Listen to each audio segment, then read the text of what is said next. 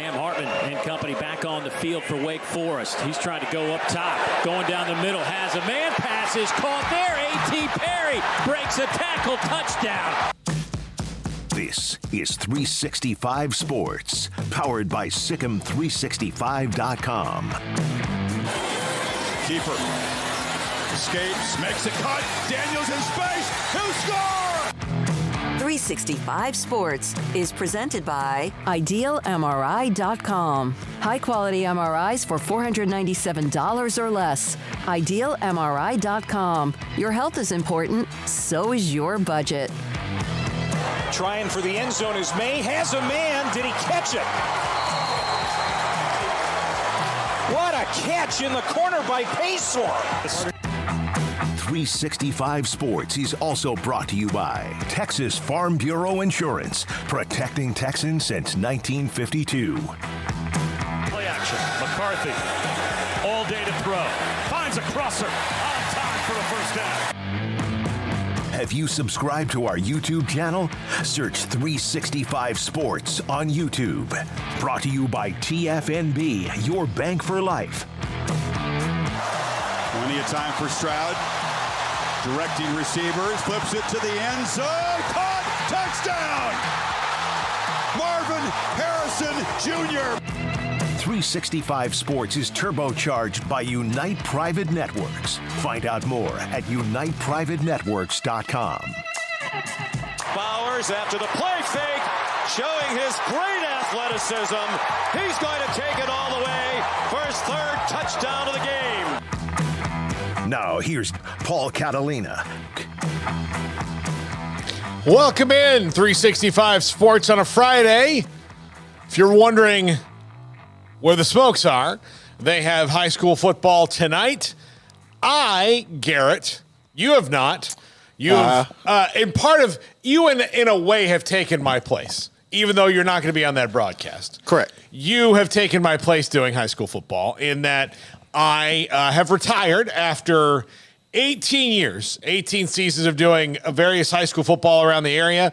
I have retired from it. The biggest reason is, right there in that I've got to have when you have a wife, and you know this because you got one. Yep. You picked one up at the wife store. Yep. When you go to the wife store and get a wife, they really like to have at least one weekend night where they can spend some time with you. Although, when you go to the wife store, they don't hear all the time that you're a football broadcaster. No, but it was just time for me to step aside and go. But yeah, so I'm looking forward to having free Friday nights and talking about the first week of the college football season. I don't like that this is week 0 because 0 is nothing. Right. Yeah. But I'm excited that we have games to talk about. There are two obviously heavy hitters this week, Notre Dame and USC playing. Caleb Williams starting his Heisman defense. Sam Hartman starting what I'm going to say right now I think is going to be maybe not a Heisman campaign when it's all said and done, but he'll be in the discussion all year long. No, I don't think there's any doubt about that. And I'm interested to see how he adapts to that system, right? Because that's the ultimate goal, is to see how you can progress in a system that's going to get you more prepared for the NFL. I think he's going to do fine. My concern for him would be the offensive line holding up. I know there's a lot of questions about their offensive line, and then the receiving core, because he's dealing with a lot of young guys. I know you covered Jaden Greathouse when he was at Austin Westlake. Mm-hmm. I think he's going to be phenomenal for him, but you got to have time to grow, because you know how it is when you're a freshman. You can't just come over there and dominate. So I think there's going to be some curves, some learning curves to get over. But I think Hartman's going to have a hell of a season. Yeah, absolutely. And so Caleb Williams is going to start trying to be the next Archie Griffin. And, I think he's got the best chance to do it of anybody who's had that opportunity. Jameis, I think I never thought that he was going to win it again that next year. I just kind of thought there'd be kind of too much around him. Johnny Manziel, I honestly thought would, and then when you kind of got into it, you're like, well, no, he's having too much fun. And Tim Tebow ran up against a stronger field than the year before. Although he still had a really good year, but he didn't put up the same kind of numbers that he did that year before. Plus, Sam Bradford, was it Sam Bradford? Not Sam Bradford. I honestly cannot remember. Yeah, no, I think it was Sam Bradford. Like whoever won it that year, it might have been one of the Alabama guys, Mark Ingram. I don't know. I cannot remember. I mean, somebody's going to tell me, but that was the Ndamukong Suh year as well, right? Wasn't it? Yeah. That he was in that. So yeah, I think that there was a lot. There were a ton of candidates that year, but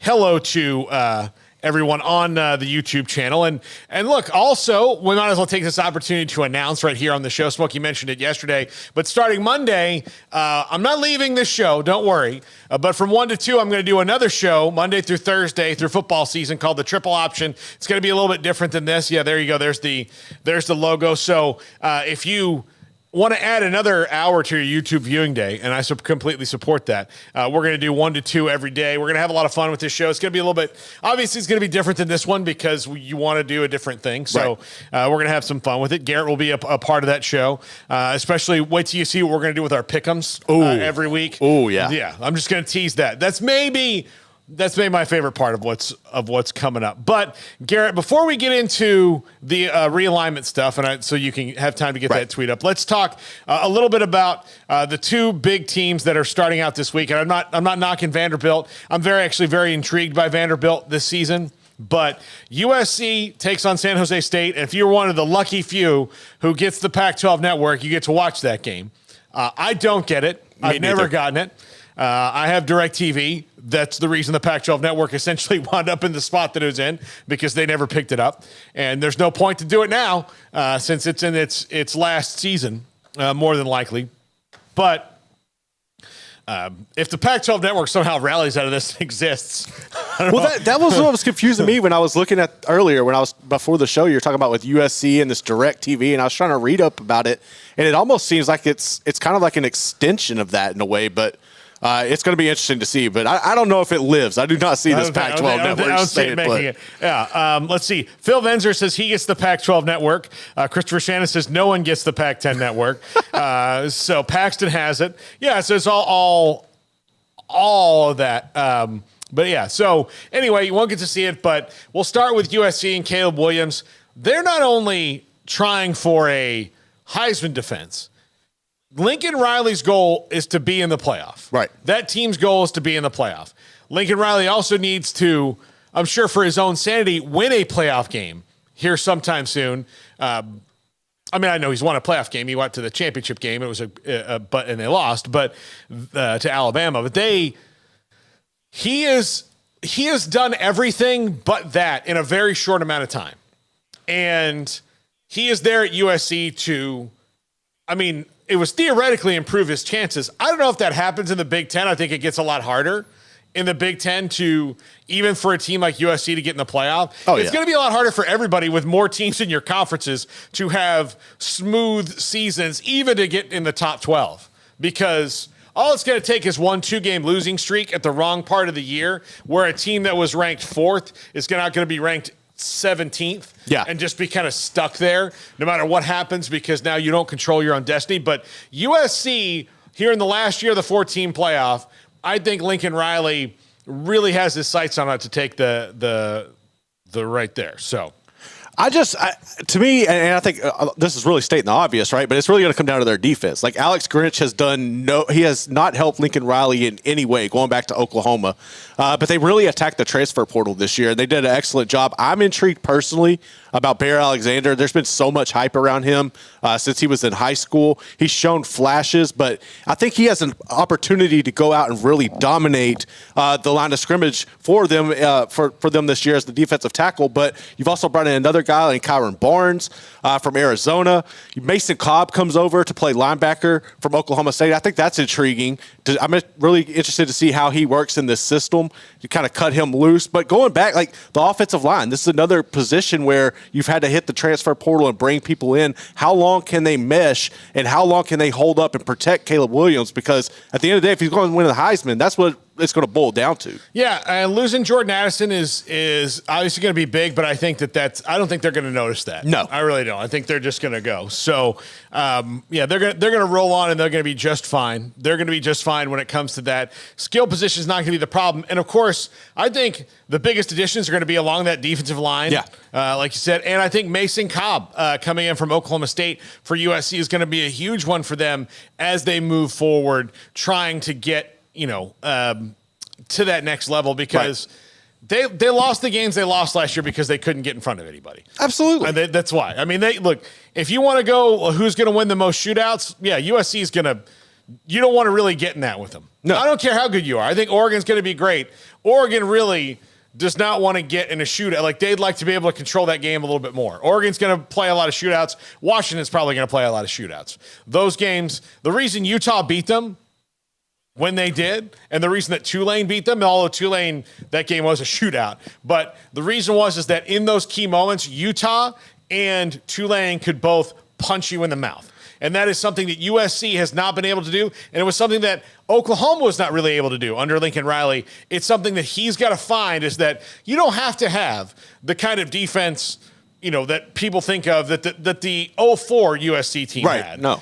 But they do need to have those moments where they're in shootouts and be able to knock someone's teeth out and put them on the mat just a couple of times to let you know that, no, this is ours. No, they do it. It's going to be difficult. I also think, the weird thing for USC is the target, right? Like, I think they're all going to have targets essentially, but I feel like USC really kind of started all this when you look. So how much of it is going to be, who do you think has more pressure on them this year? Is it USC leaving to go to the Big Ten, or is it Texas or Oklahoma leaving to go to the SEC?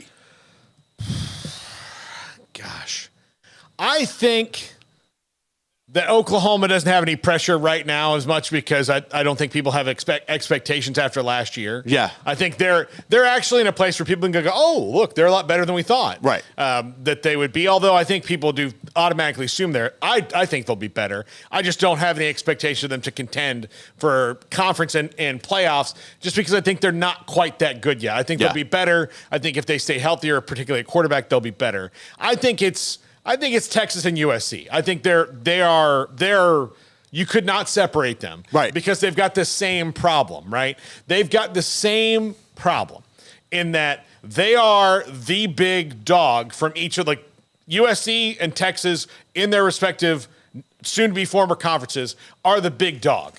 They're the ones who are making decisions. They're the ones who USC prevented expansion in the Pac-12. Texas prevented expansion in the Big 12. So did UCLA and Oklahoma, but Texas was part of that. Oklahoma was part of that. And Texas has built itself up so big, and they've earned some of that. Some of that is past history. Oklahoma's the real big dog of the Big 12. They're the one who's owned the league for most of the time. I don't think they have as much pressure this particular year. Texas has not won that conference title in so long, since 2009. And so since they haven't won it since 2009, it's a much bigger deal for them to win it on the way out the door. I think that there's a little bit more pressure on them. I do think, though, that they will be a little bit better about handling it, because what does it matter if you don't? You're about to be in a new league. Yeah. Everything's going to start anew. All it's going to matter at the end of it is you didn't win the Big 12 again on your way out the door. People can be snarky about it, but they're going to be the SEC with new goals in a year. Yeah. So, I'm not really worried about that for them. So, but I do think that, but the USC, I think, will have a lot, and both leagues are going to be tight. The Big 12 is what it is, and the Pac-12 is going to be, which is what I said many times, is going to be ultimately the most sad thing for the Pac-12 is that the last year of its existence, probably. And I say that because we don't know what's going to happen, but it's certainly setting that way. But the last year of the Pac-12, especially the last year of the Pac-12, as it was set up to be, has a really good USC team, a really good Oregon team, a really good Washington team, a really good Utah team, a really good Oregon State team, and probably a really good UCLA team, and a really good Washington State team. And improving teams in Tucson, and at Arizona. Arizona State will be interesting. We haven't even talked about it, but Jaden Machota won the starting job there. So true freshman, new coach. We'll see him rock through that. But I've listed most of the teams in the league that are all going to be pretty good. See, when I look at the Pac-12, I think it's going to be arguably the most entertaining league this year, top to bottom. But I also feel like it's a situation where everybody is so good and there's so much on the line that none of them will make the playoff. I feel like it's going to be where they cannibalize each other and you see multiple, 2 or 3 lost teams, and it's just a cluster at the end to try to see who makes it to the Pac-12 championship. And I think they're going to find themselves on the outside looking in of the college football playoff again, even though they have probably, compared to pound for conference, them and the SEC probably have the most teams likely that could make it in. But I think because of the parity, you're going to see the Pac-12 cannibalize each other and nobody makes it from that conference into the college football playoff. Okay, I'm going to take Utah out of this equation right now in the playoff just because of Cam Rising's injury. Right, that's fair. If he was completely healthy, they would be in this. So if Utah fans are watching this, I'm going to take them out of this. Just for that reason. Right. Because they might lose some games early and be a playoff caliber team. This team would probably be a 12-team playoff team, I know he says he's going to try and play against Florida, but he has no need to. Let's just see what happens. What happens. But USC could make the playoff. Absolutely. Oregon could make the playoff. Washington could make the playoff. I don't think Washington State could. But I do think Oregon State could. I think Oregon State could. I think so. You've got 4 teams there that I think could make the playoff. So that's 4 teams I think could make the playoff. In the Big 12, I reasonably think it's 2 or 3 right now. I would say 2 max, honestly. Yeah, I would say Texas and Kansas State right now. Yeah. And I think they could both make the playoff. And again, this is a league where the teams that have won have come out of nowhere, and the way you come out of nowhere is everybody cannibalizes each other, like you said. Yeah. So where Kansas State won it last year, TCU made the playoff, but didn't win the league. Right. Like, they came out of nowhere. Kansas State kind of came out of nowhere. Baylor came out of nowhere. It was that. And so the come out of nowhere thing, that's what's the pressure on Texas, is that somebody could come up out of nowhere, and even then, that might mean Texas is 10-2 or 9-3 and wins the league and looks really good, but because you have close games where you miss kicks or somebody makes kicks or a fumble here, a fumble there. So yeah, I think there's 2. I think the ACC that there are 2. Yeah, Clemson, Florida State. Clemson and Florida State. I think North Carolina could be close-ish, but I think they've got other holes. I think Drake May has a tremendous season, but North Carolina as a whole takes a step back. I just feel like they lost too much, and it's going to be too much pressure on his shoulders. Mac Brown, too. I mean, while he's still an excellent coach, there's the ACC, you have Duke on the rise, Pitt's always tricky, Louisville. So I'm kind of Florida State, Clemson, and everybody else. And that's just me. Yeah, I think that's the case. I think that's the case right now. I think in the Big Ten, I think you have 3 legit in Michigan, Ohio State, and Penn State. I would not be surprised to see Wisconsin hang around all year long under Luke Fickell, even in year 1. But I do think that there's so many other questions about other teams in that league that would not be certainly right now you can make the playoff. And the SEC, you have several. Yes. LSU, Georgia, obviously, Bama, Tennessee. I would say those 4 right now. Yeah. Ole Miss, if they get the quarterback going, they're going to upset a few people this year. Ole Miss, if they get the quarterback going, I can tell you who's, I think Devin Leary make Kentucky better. I just don't think that they are pound for pound able to run with anything. Florida's still probably a couple years away from doing that. They've got to get to a bowl game first. So Florida, Vanderbilt, Mizzou, A&M, I'm not putting in that. Mississippi State, I'm not putting in that. So there's plenty of schools, that I'm just not putting in the mix. Yeah. But Tennessee, Georgia, Alabama, and LSU, I think for sure are going to be hanging around. And Ole Miss to me would be the dark horse of if they get on the right side of things, they can maybe get rolling. I'm honestly scared of when LSU plays them. I think that's a team that could really push it. I'm nervous about that game, honestly. Yeah. Okay, we'll take a break right here, Garrett. When we come back, we have realignment to talk about.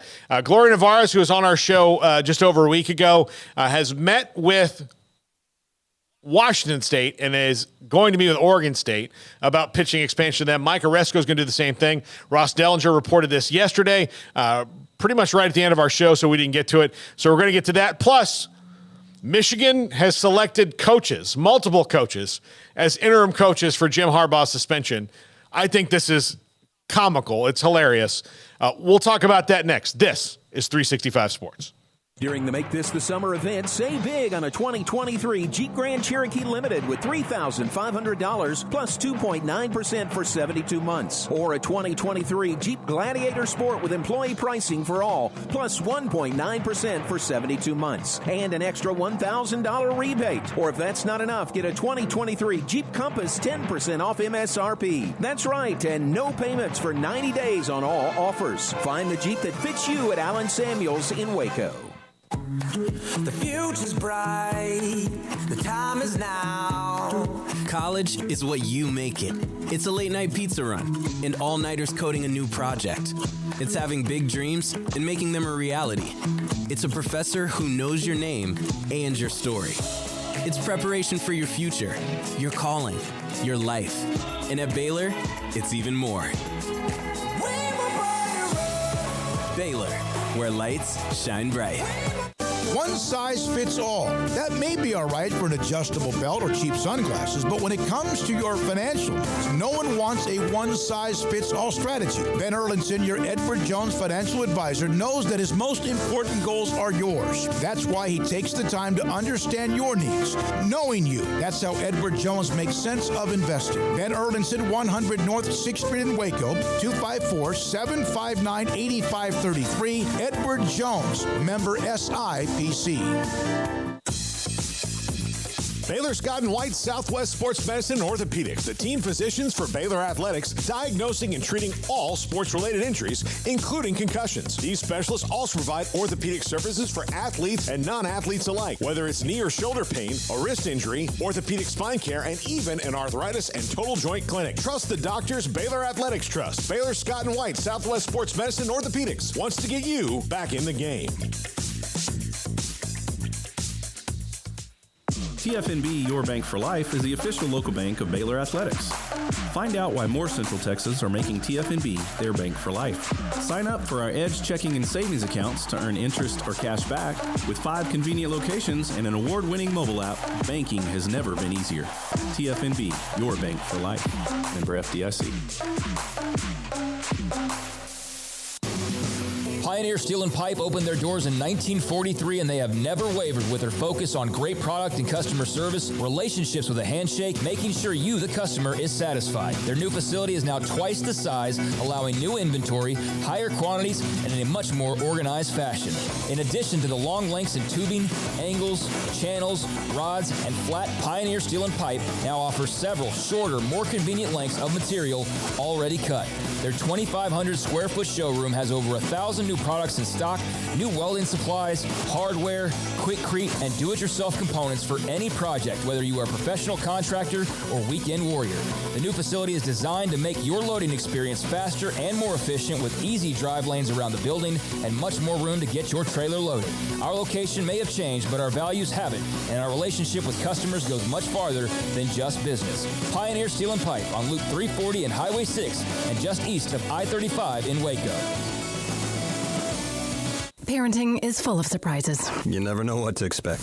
So after our son was born, I called my Texas Farm Bureau insurance agent to set up a life insurance policy in case something happened to me. Sawyer is now 2. And we'll soon have a sister. There's no one else I would trust with protecting my family. Stop by and see our agents at one of our 3 McLennan County locations. Coverage and discounts are subject to qualifications and policy terms and may vary by situation. This is 365 Sports. The 3 o'clock hour is sponsored by Waco Custom Marketplace. Meats, sweets, Texas treats, and a cut above the rest. 425 Lake Air Drive, Waco. Welcome back to 365 Sports. Paul Catalina and Garrett Ross so far with you.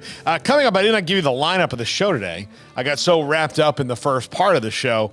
Grayson Grudhever coming up next from SicEm365.com. At 4 o'clock, Zach Barnett of FootballScoop.com. Billy Embody of On3.com at 4:30. At 4:45, Mike Frank, Irish Sports Daily, the big game, Notre Dame and Navy from Dublin. That is tomorrow afternoon. At 5 o'clock, John Machota of The Athletic. And at 5:30, Josh Nabors, Crystal Ball College Football Neighborhood Watch. And at 5:45, the top 5. Okay, so realignment news to get to today.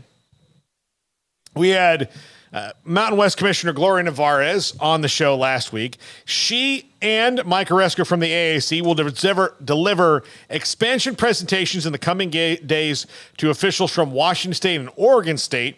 And this is from Ross Dellinger.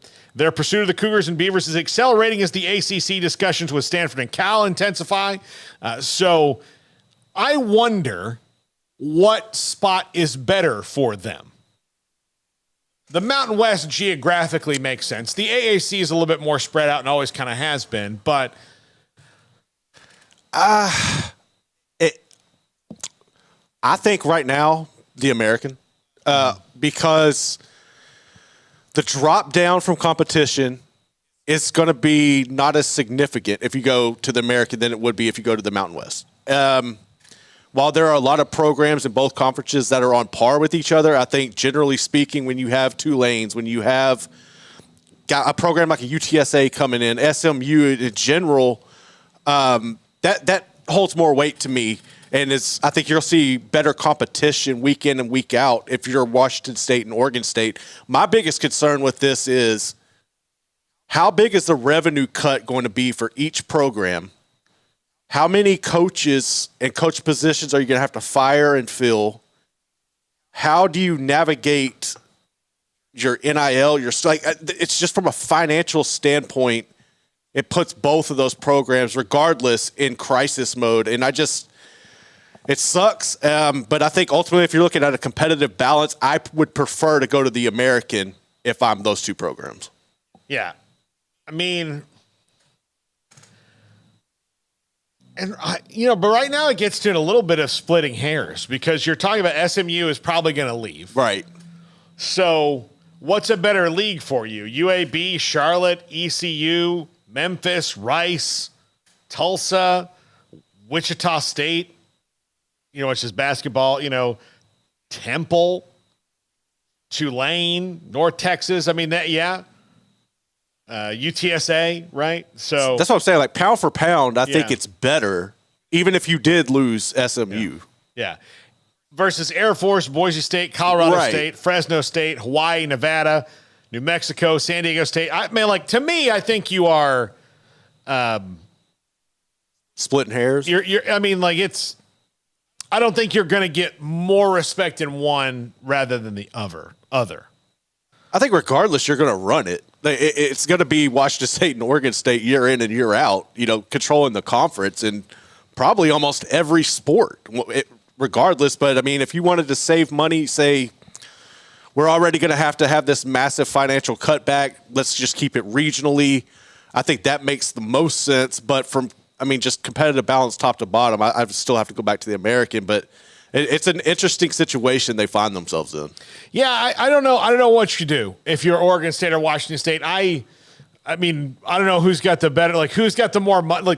Here's the thing. The answer is going to be who's got the more money and and what money makes sense. Right. So if you're going to make $2 million more in the AAC, but you're going to spend it all on travel and then maybe go in a deficit, is that worth it? Or is it best to take what I don't know. I would think that their deals are mostly the same, but I don't know that for a fact.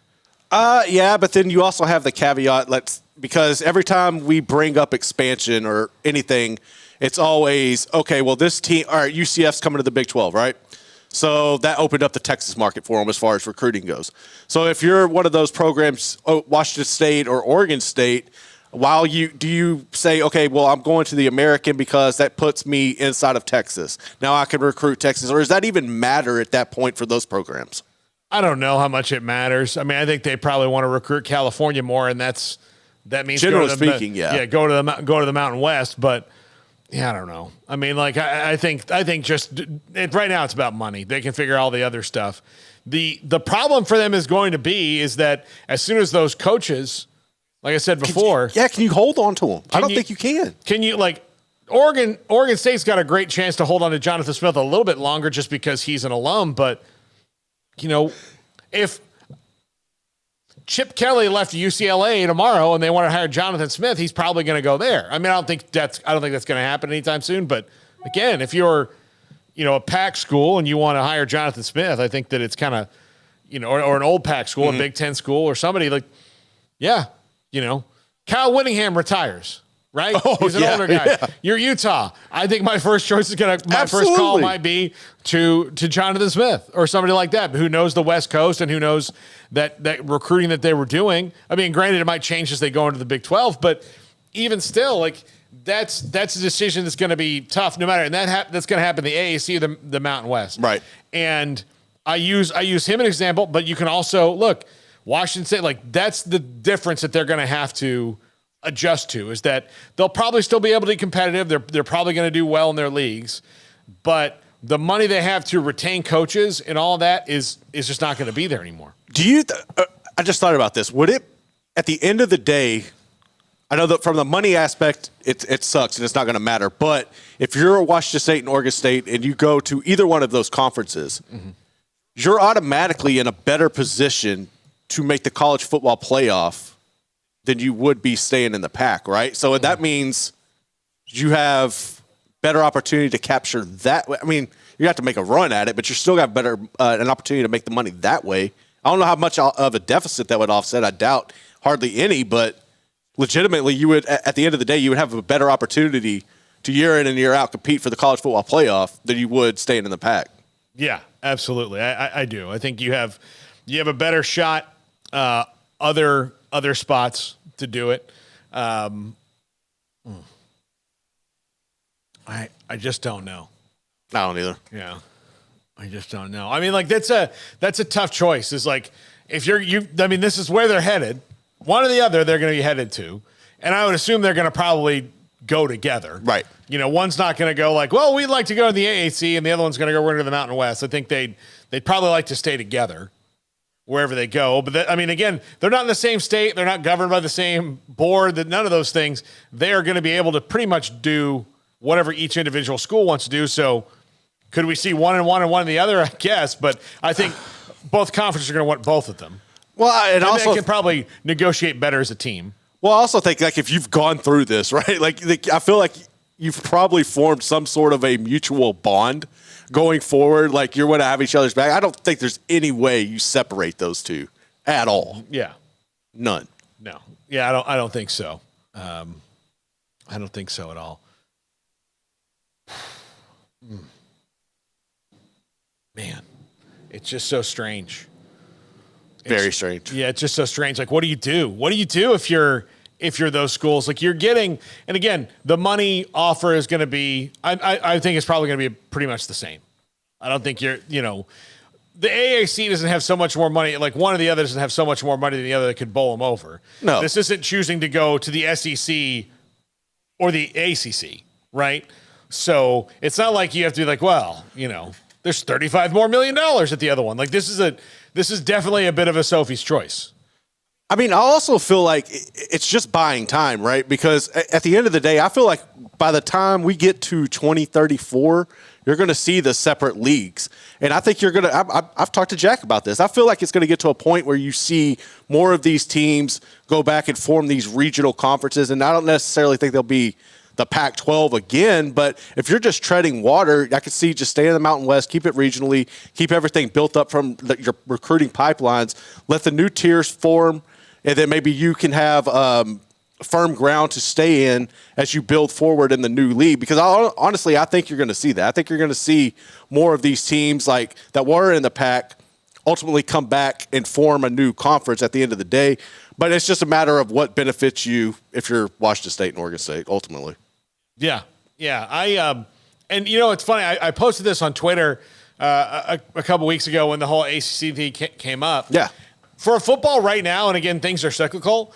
if I'm the ACC, I'd rather play against two schools that have been a little bit more invested in it recently. Right. I know Stanford is invested in all sports, but football's become kind of they've hit the wall. The fans don't go to the game. The environments have been better at both Wazoo and at Oregon State for a couple of years now. To me, if it was just down to football, if you're picking, hey, what's going to be the best football over the next couple of years, I'm taking Oregon State and Washington State over Stanford and Cal. But Stanford and Cal bring other things that Oregon State and Washington State don't, namely the academic largesse that they have. But again, and that's just on football. Like I'm just saying on pure football and what game I'd rather see, I'd much rather see Clemson go play Wazoo than I would Clemson go play Stanford right now, today. Now, granted, those things can all change, and both these programs can get upended by the fact that they're no longer in a power league. You could, but I think also that brings up the point where we've the focus, the separation needs to be football only and education secondary, or not necessarily secondary, but that's where we're at, right? And I feel like when you look at Cal and Stanford, a lot of these programs, you're still trying to operate whereas it's as one, and that's what's caused all this. So, but I fully agree with you. I think at the end of the day, football only, you're getting down to the brass tacks. Yeah, Oregon State and Washington State are better. I think they're going to be better going forward for at least a decade, honestly. Yeah, and again, there's nothing official happening with the ACC yet, but it does feel like it's going. There's momentum, and it feels like they'll be able to flip one of those teams. Oh, yeah. And I think it'll be but here's the thing. For all this to stay on track for Cal and Stanford, they really have to hope that it's just 4 schools and you just have to flip one. Yeah. I'm still going to hold out the possibility that the 4 schools made themselves known, and there's a couple others that'd be like, okay, well, I don't have to say anything now. Because I can just wait for it to happen, and then if I see, okay, we have to vote for this, we don't have to vote for this. Right. The one school I was surprised when they listed the 4 that were not for it, I was not surprised about FSU. Nobody should be surprised about FSU. No one should be surprised about Clemson. The only difference in that Florida State is loud, Clemson is quiet. They're letting Florida State do all the barking, but they have the same beef. And we know that because they were on FSU's side earlier when this all came up in the first place.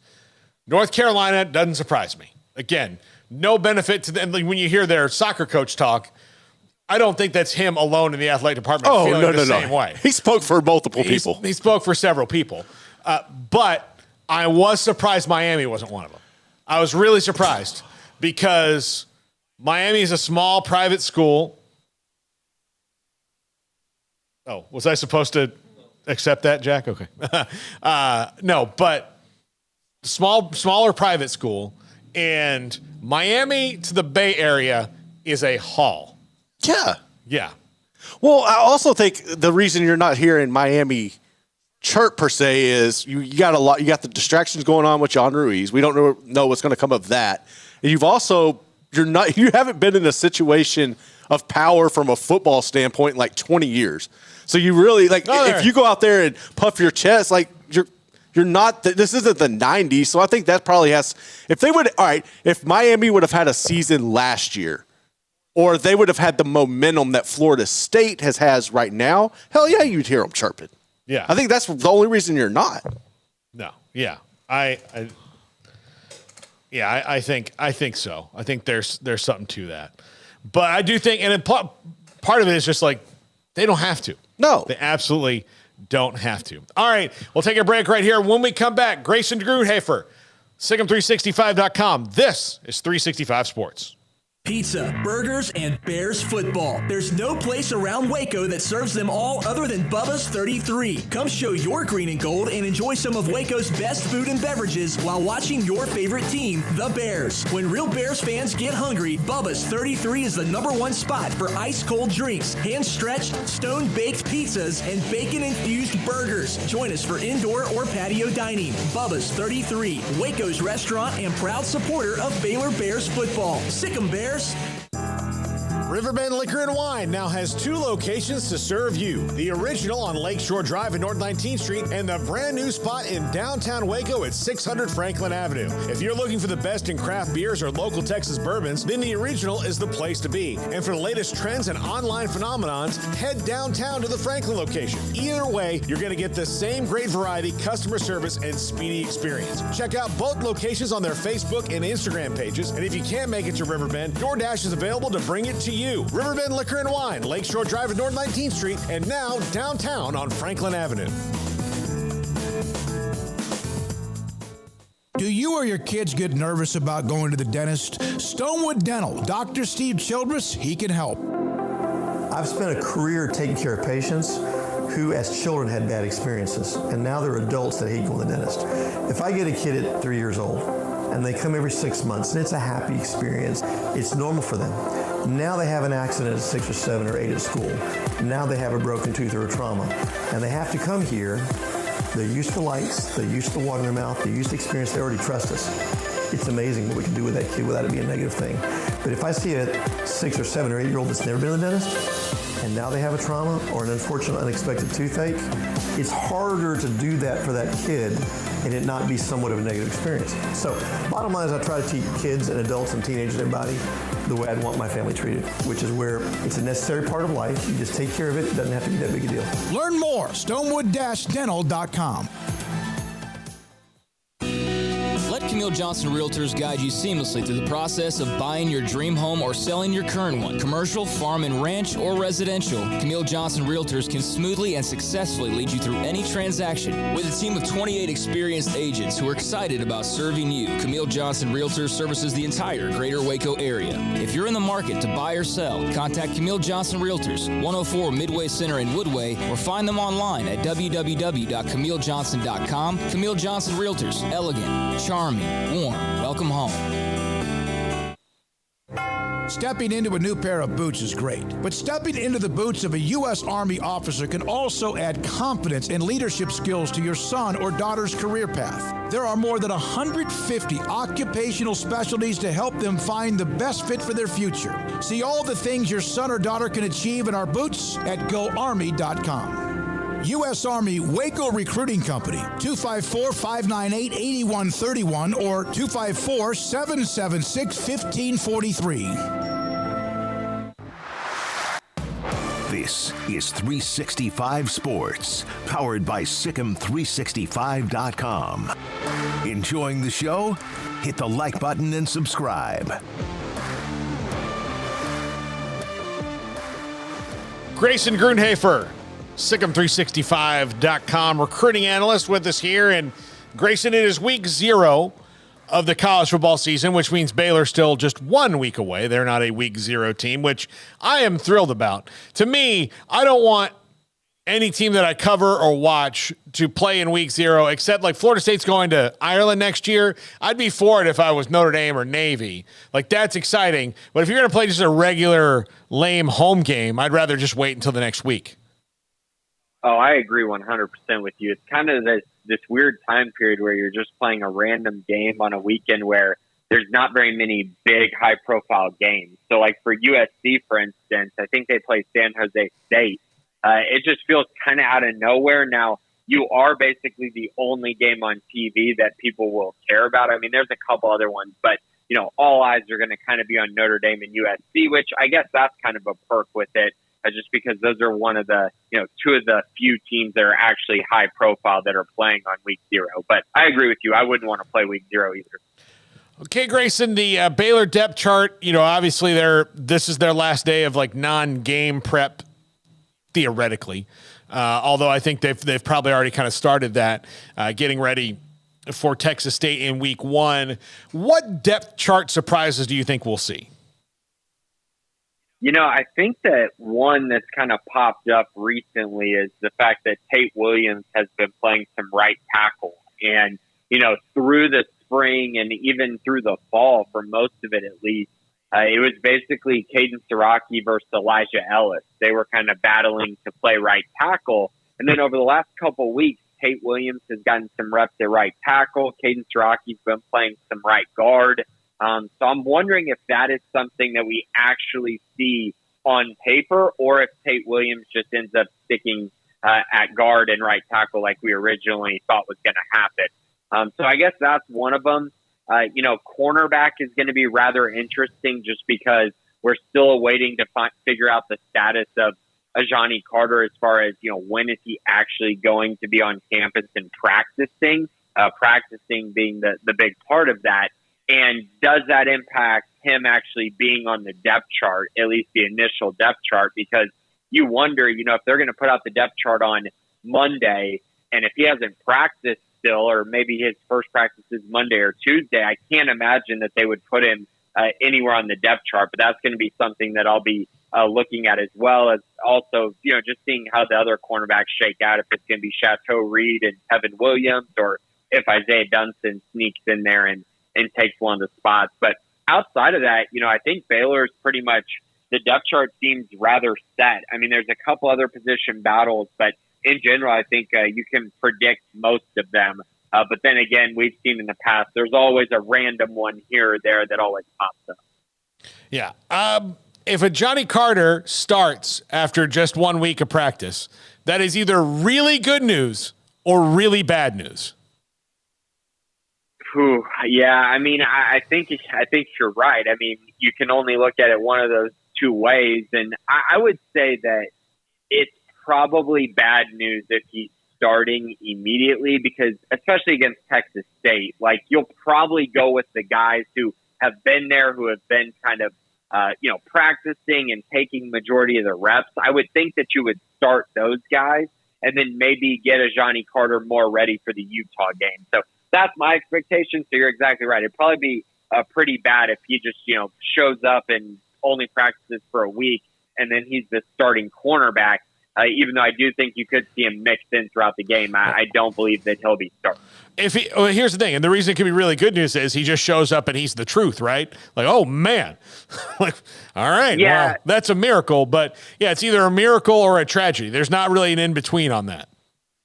Yeah, and I mean that's very true. I do think that even if he does show up and he's clearly the best cornerback on the roster, I still don't think that you should start him for the first game, but that's just more of like a preference thing. That's not necessarily something that, the coaching staff's going to look at, because if he shows up and he's just better than everyone, I mean, you'd usually say, hey, just play the best player. And so maybe that's what ends up happening. Either way, there's going to be a rotation there at that cornerback position. So it's not really something that I think is going to be a huge deal going into week one. Yeah. Grayson, the Texas State last year gave Baylor a better run for their money than I think they expected. This is obviously new coaching staff and everything that's gone on there.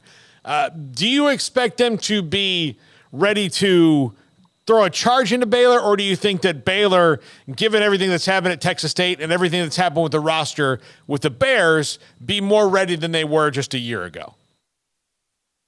I fully expect that Texas State's going to come out and try to throw the football all over the field. And I mean, G.J. Kinney is there now, and he had a great run there at Incarnate Word. They put up a ton of points while he was there, and got really good quarterback play, especially from Lindsey Scott. And so, I don't think Texas State has those same kind of athletes on the roster, but I do think that they're going to have the ability to throw the ball some on Baylor and create some explosive plays here and there. So I do think they'll have some success. But I think in general, Baylor's probably going to win this game rather easily. I know Texas State was somewhat, in the game last year for the whole game, but it ended up being 42-7, I think. So it wasn't exactly super close. And I mean, Baylor was a 30-point favorite and they won by 35. So they covered actually rather easily. So I kind of expect similar things, but I do think Texas State will probably score more than 7 points like they did a year ago. So recruiting-wise, right now the focus is on the season, but where do you see things churning for the Bears as the season starts and you start to try to lock down some of those guys before they get in too deep into their seasons? For sure. So a big thing for Baylor right now is the 2025 class, because you're going to have a lot of those guys visiting on campus, and you're going to try to get off to a good start, which they already have 2 commits in that class. And so now you're just trying to build on that and build on that momentum throughout the season. Now, as far as the 2024 class goes, you're going to want to bring guys on who you're still probably evaluating, or guys that you have interest in that, maybe didn't show that same interest early in their recruitment, but maybe now they'll have more interest, and you bring them to Baylor, and then you're able to kind of continue building those relationships. But I would say in general, for the most part, if you look through kind of the history of recruiting for Baylor, it's pretty much going to be a situation where you're going to have a lot of the commits on campus during the season. You're going to have a lot of 2025, 2026 prospects who come to games and visit. And then at the end of the year is where you'll really focus on kind of rounding out the 2024 class. Now, they still have some targets they're going after, but I think the end of the year, kind of, that right before the early signing day, and then also before the February signing day, you'll see them really kind of ramp that up even more and potentially bring guys on late official visits, which they've done in previous years as well. So that's kind of where they're at. They still have some spots available in the 2024 class, but not a ton. And then 2025, 2026, they're just trying to continue, getting off to a hot start and building that momentum. All right, so are you comfortable making a prediction on the Baylor season right now? I am, actually. I'm pretty comfortable in the Big 12 season. I'm through, I believe, 11 weeks on my series on Sick of 365. So I feel pretty good about how they're going to finish. Do you want my prediction right now, or do you want to save it? No, I do. Here's the thing. I think I told you this when I saw you the other day. I have less of a grasp on all this than any, and it's not because of not trying. It's just they have more questions than I think of any time I've covered them outside of the COVID year, which I mean was one big question mark for every team in the country. But outside of the COVID year, every year I've covered them since maybe the second or third year of Art Briles. Yeah, I mean there have been some weird years in there, like 2016 obviously was a very weird one, and then Matt Rule's first year in 2017, just hard to know what to expect, right? But I think, for this team in particular, I think that there are a lot of question marks, but I think the way they handled this offseason with the additions they made in the transfer portal and how aggressive they were to fix the roster, and how open they've been and honest they've been about mistakes from a year ago, and how much we've seen that shift this offseason, I think that's great news. And I would also say the other big thing I think that maybe people are overlooking a little bit is just the simple fact that you look through the Big 12 and there's a lot of solid teams, but there aren't a bunch of great teams. I think some people think Texas is great. I think they're good. I think they're probably really good. I don't think they're a great team. That's not a game that is unwinnable for Baylor. And you look at the rest of the schedule, I mean, they're facing a lot of teams who I don't think are going to be, very good this year. I mean, you look at Cincinnati, Iowa State, Houston, and West Virginia. I don't think any of those four teams are making a bowl. So if you just throw those on there, I mean, that's 4 wins. You take Long Island and Texas State, now you're at 6 wins. I mean, and you look at the rest of their schedule, they get Texas at home, Utah at home, Texas Tech at home. And yeah, they go on the road to Kansas State and TCU, but I think in general, this is a great schedule that sets up really well for Baylor. And as I've gone and looked more through it and looked through the other teams in the conference and really tried to get a grasp for what I feel like each team will be, I actually think Baylor's probably closer to a 9-3 team than a 6-6 or 7-5 team. I do agree with that. 9-3 is hard for me to totally wrap my head around, but I do think that this team will be better. Just talking with the coaches, you feel like there's a bit of a weight lifted and a confidence about them, and that they know, I think they were probably in the position I am now last year where they kind of expected, but they didn't know. I think now they kind of know a little bit more what they have. They expected some guys to step up that just kind of collectively didn't. That was maybe the weirdest thing, is that it wasn't just one or two things that didn't work out. Good teams always have those. Georgia will have those this year, right, Grayson, where you think, man, this guy's going to be the really great addition at wide receiver. He's going to score a bunch of touchdowns because he's going to be a matchup problem, and we've got good guys on the other side, blah, blah, blah, and then he just doesn't. You get a couple of those every year. Baylor had about 7 of those that all kind of happened simultaneously a year ago. I don't see that happening again. I agree with you. And if you even look deeper than that, I mean, last year the BYU game, and I think the coaches have pretty much admitted that they just did not show up to the level that they needed to for that BYU game. And I think, again, it had a lot to do with complacency. But, you know, that game, the West Virginia game where Blake Shapen is literally having a career day and then he gets hurt and they end up losing that game on the road. The TCU game where it's late in the year and everyone already knows Baylor has all these problems and they're not a very good team at that point in the season. And they still probably, you could say, should have beaten TCU. I actually feel pretty confident in saying that. And if they win those 3 games, last year is so different. And so that's the thing in the Big 12. You have a lot of close games. You got to figure out a way to finish them. But in general, I think Baylor is better set up to do that this year with the pieces that they have, with Blake Shapen being older, more experienced. Everyone forgets last year was his first season as a starting quarterback. I think he's going to be a lot better this time around and more comfortable in the offense. And then in general, I think a day-branded defense will never be as bad as they were last year, 2 years in a row. I don't see that as a possibility. He's too good of a coach to allow that to happen. And so you put all that together, and I just really feel confident that Baylor's going to be better, if not a lot better, than last year's team, and I think it'll show with the record. Grayson Grudhaver, SicEm365.com. If you're not subscribed to the website, go ahead and do it. We always have great deals going on there. And read his stuff. It's really good on recruiting. And you're 11 teams, so that means you got 3 more to go? Yeah, I got 2 more weeks left, and then I got bowl projections. Okay. Next week. So I'll have bowl projections, but I will give a little sneak hint. I do have Baylor going 9-3. That is kind of where I've settled on them for this season. Okay.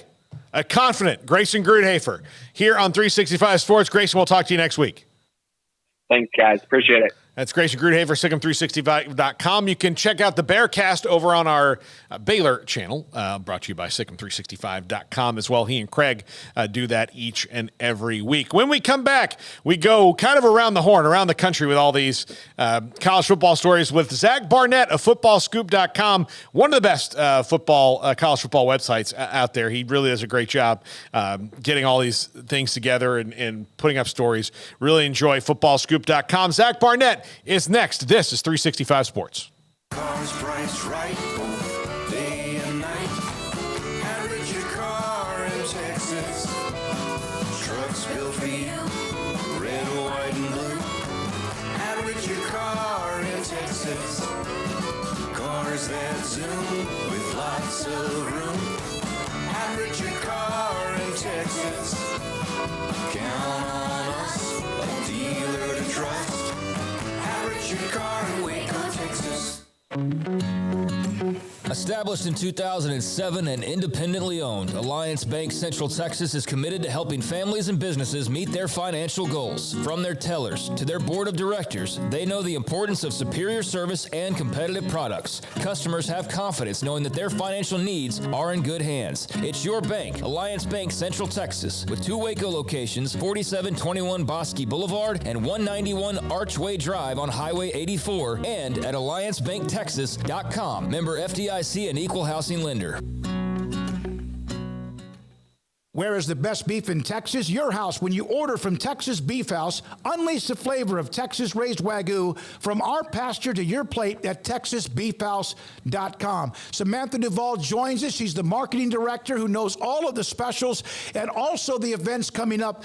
And thank you very much, as always, for your time. So all of these holidays are over. We've hit the meat of, literally, of the summer. And your thoughts about as you hit the month of August and into football season, Samantha? Football season's right around the corner, so that means it's perfect time for tailgating. The best time to grab our hamburger patties is right now through the end of July. We still have our sale going on with our regular patties and our jalapeno and cheese patties. They're $12 a package, so that's 4 patties to a package. It's perfect for the time for football. Gather all your family around. That way you can grill it up. Where's the best beef in Texas? Your house. When you order from Texas Beef House, unleash the flavor of Texas-raised Wagyu and how they age it as well. From our pasture to your plate, TexasBeefHouse.com. Shorty's Pizza Shack at 12th and Bagby is a homegrown, locally owned pizza place that's out of this world. Everything from the dough, the sauce, the sausage topping is made fresh in-house. Not to mention the amazing pizza pillows, the chicken wings are to die for. Try the Sikkim sauce, chili cheese fries or tots, plus great specials on food and drink every single day. Shorty's is also the perfect spot to watch the game with your friends. Shorty's Pizza Shack at 12th and Bagby. Tell them Paul sent you by. Did you know that 1 out of every 4 men have symptomatic low levels of testosterone and don't even know it? And if you think you're too young to worry about it, guess again. Low T levels can make you feel tired and grumpy, raise your cholesterol, and cause weight gain. Petty Clinic Low T can set up same-day blood screening and results. So if you're tired of being tired, call or go online at pettycliniclowt.com. It's a private clinic with an atmosphere catering to men. Affordable, only $165 a month, including lab work, office consultation, testosterone injections, and follow-up visits, compared to $300 or more a month in Dallas or Austin, and you don't have to drive 90 miles one way or the other and fight the traffic. Petty Clinic Low T has board-certified physician consultations and will provide the best form of brand-strength testosterone. Contact Petty Clinic Low T for increased energy, improvement in sexual desire and performance, mood, concentration, even a decrease in body and belly fat. Just off Highway 84 and Old Hewitt Drive in Woodway, pettycliniclowt.com.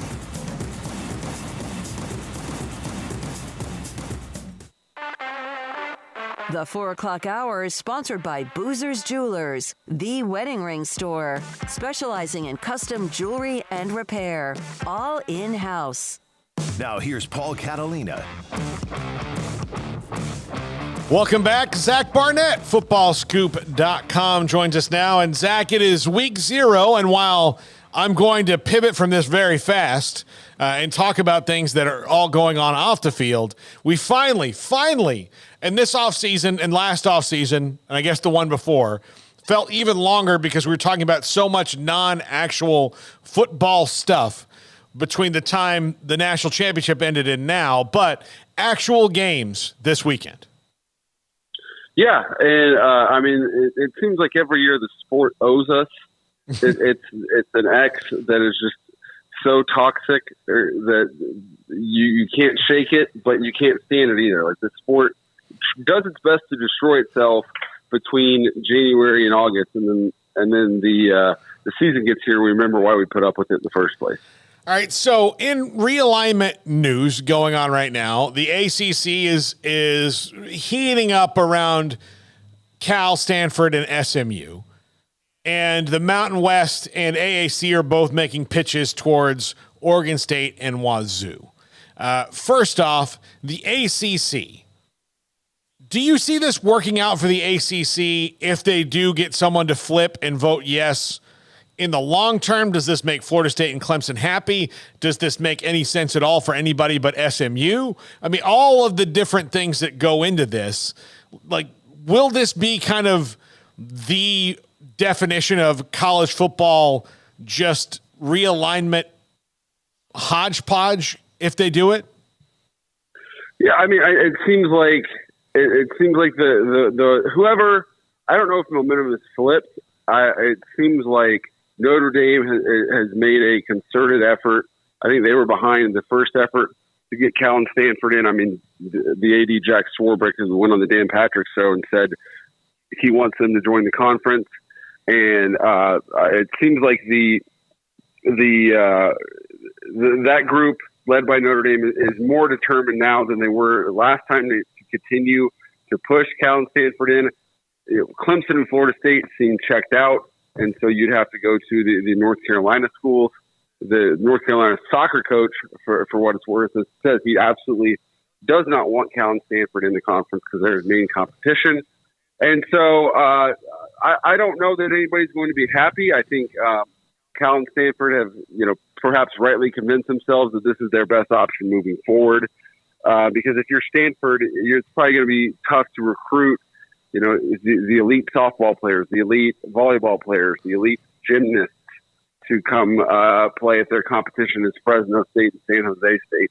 No offense to those schools. So I mean, to answer your question, I think it's going to work out because all sides seem determined to make it work out, but it's never going to make any sense. So the ACC is having problems with revenue. they have a long-term television contract.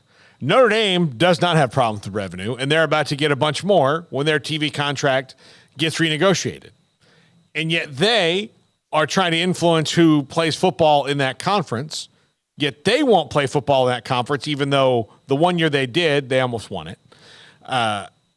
So why should the ACC listen to what Notre Dame wants at all if Notre Dame could solve this problem by joining them? That's a good question, and I think the answer is that Notre Dame has the leverage here because if they so wanted, they could go get the same arrangement with the Big Ten tomorrow, and that would be incredibly damaging to the ACC. Of course, Notre Dame the Big Ten has long held a spot open for Notre Dame. You've already got USC, you've got rivals Michigan State, Purdue in that conference. I'm sure. If Notre Dame really wanted to, they could work out some sort of arrangement where Stanford joins and maybe Notre Dame joins as maybe a 3/4 member or something like that. I don't know. But as annoying as it is, if you're a Wake Forest or Virginia, I think you still have to put up with Notre Dame shenanigans because it's still better than the alternative. If you were Oregon State and Washington State and the Mountain West and the AAC both made pitches to you, who would you pick? I think the AAC is the stronger conference. I mean, the AAC makes more money now. The AAC puts teams in the college football playoff more often. The AAC has teams in Texas for what that's worth. I think it depends on, obviously, the Mountain West has a stronger presence in California. But I think if the AAC were to get Oregon State, Washington State, I think you probably see them then make a play for Boise State and Fresno State. Again, at that point, you become a conference that's way too big to manage, but we're long past that point in college athletics anyway. We were very, very long past that point in college athletics. Zach, we haven't had you on in a little bit, but the Big 12 solidified itself. What do you think of the 16 teams that they will field in 2024? I'm glad for the conference's sake that it worked out that way because it means that there's no room for UConn. I've always thought that would be a terrible arrangement. I think moving forward, I think it's still going to be a really fun conference to watch week in, week out. I thought it was going to be a very egalitarian conference with the power switching back and forth between your Baylor, TCU, Oklahoma State, UCF, Cincinnati. There's no one school that has really dominion over the conference in terms of resources or history or anything like that. Utah joining as two-time defending Pac-12 champions perhaps changes that. I think getting a Utah BYU as a conference game in the Big 12 is a fantastic move and something that we all thought would have been unfathomable 2 years ago. And, Arizona continues to add to the conference's basketball offerings. You have Arizona State. That's another, potential sleeping giant in that conference. So I think it's not going to make a whole lot of sense to see Arizona State and UCF playing a Big 12 conference football game, but I think it's going to be entertaining. And we're in the entertainment business here. Yeah, absolutely. Now, you've got a series going on right now that I've really enjoyed in the most important assistant coach hires of the offseason, the 15 most. And I think you're on number 6 or 7 right now. You're up to Phil Longo at Wisconsin. How quickly do you think he can affect that conference? He's not the only one doing it. I know that Graham Harrell is going to be at Purdue running a similar type of offense. Hudson Card, a quarterback from Texas at Purdue. Tanner Mordecai, quarterback from Texas at SMU, is at Wisconsin. That spread offense is coming to the Big Ten. How quickly do you think it'll work in that league, or will it take some time to figure out? I think it can be pretty quick. I mean, the genius of the air raid is that it's not hard to learn. It looks complicated to all of us outsiders, but those who are actually living it, it's pretty simple. And I think getting Tanner Mordecai there, Tanner said that it's his 3rd different program, and I don't know how many different offensive coordinators he's had before Phil Longo, but it's effectively the same offense he's been running his entire college career. And so I think that's going to allow them to kind of hit fast forward over if they had to go with a homegrown quarterback. And then Phil Longo said that he really likes the receivers that Wisconsin has. I think there was only 7 or 8 in the receiver room when he got there. They brought in 4 transfers, but he really likes what they've got there, and he doesn't think that it's going to inhibit what they can do on that side of the ball. And then you return Braylon Allen, who's already run for 2,500 yards in his first 2 seasons. That's a heck of a bailout button at your running back right there if you get into a 3rd and 1 or something like that. The only thing I wonder about it is, particularly in Madison, when they're playing their last home game in November in a snowstorm, how do they adapt to it? Because I watched it here when Art Briles was here. If the weather was even slightly bad, he had to downshift the game plan, and it was white knuckling the whole time. Obviously, that's a factor. You're lying if you say that that's a non-factor. And there's always the potential for a snow game. I think it was the Minnesota game last year, the year before. There was a beautiful snowy tundra. But they've thrown the ball pretty well in December and January up in Green Bay for a long, long time. Yeah. So I think they can do that in December and January. I think Wisconsin will be able to throw the ball in Madison each November. Absolutely. Yeah, I had not thought about that at all, Zach, at all. Notre Dame brings in Sam Hartman. Does he make them a playoff contender?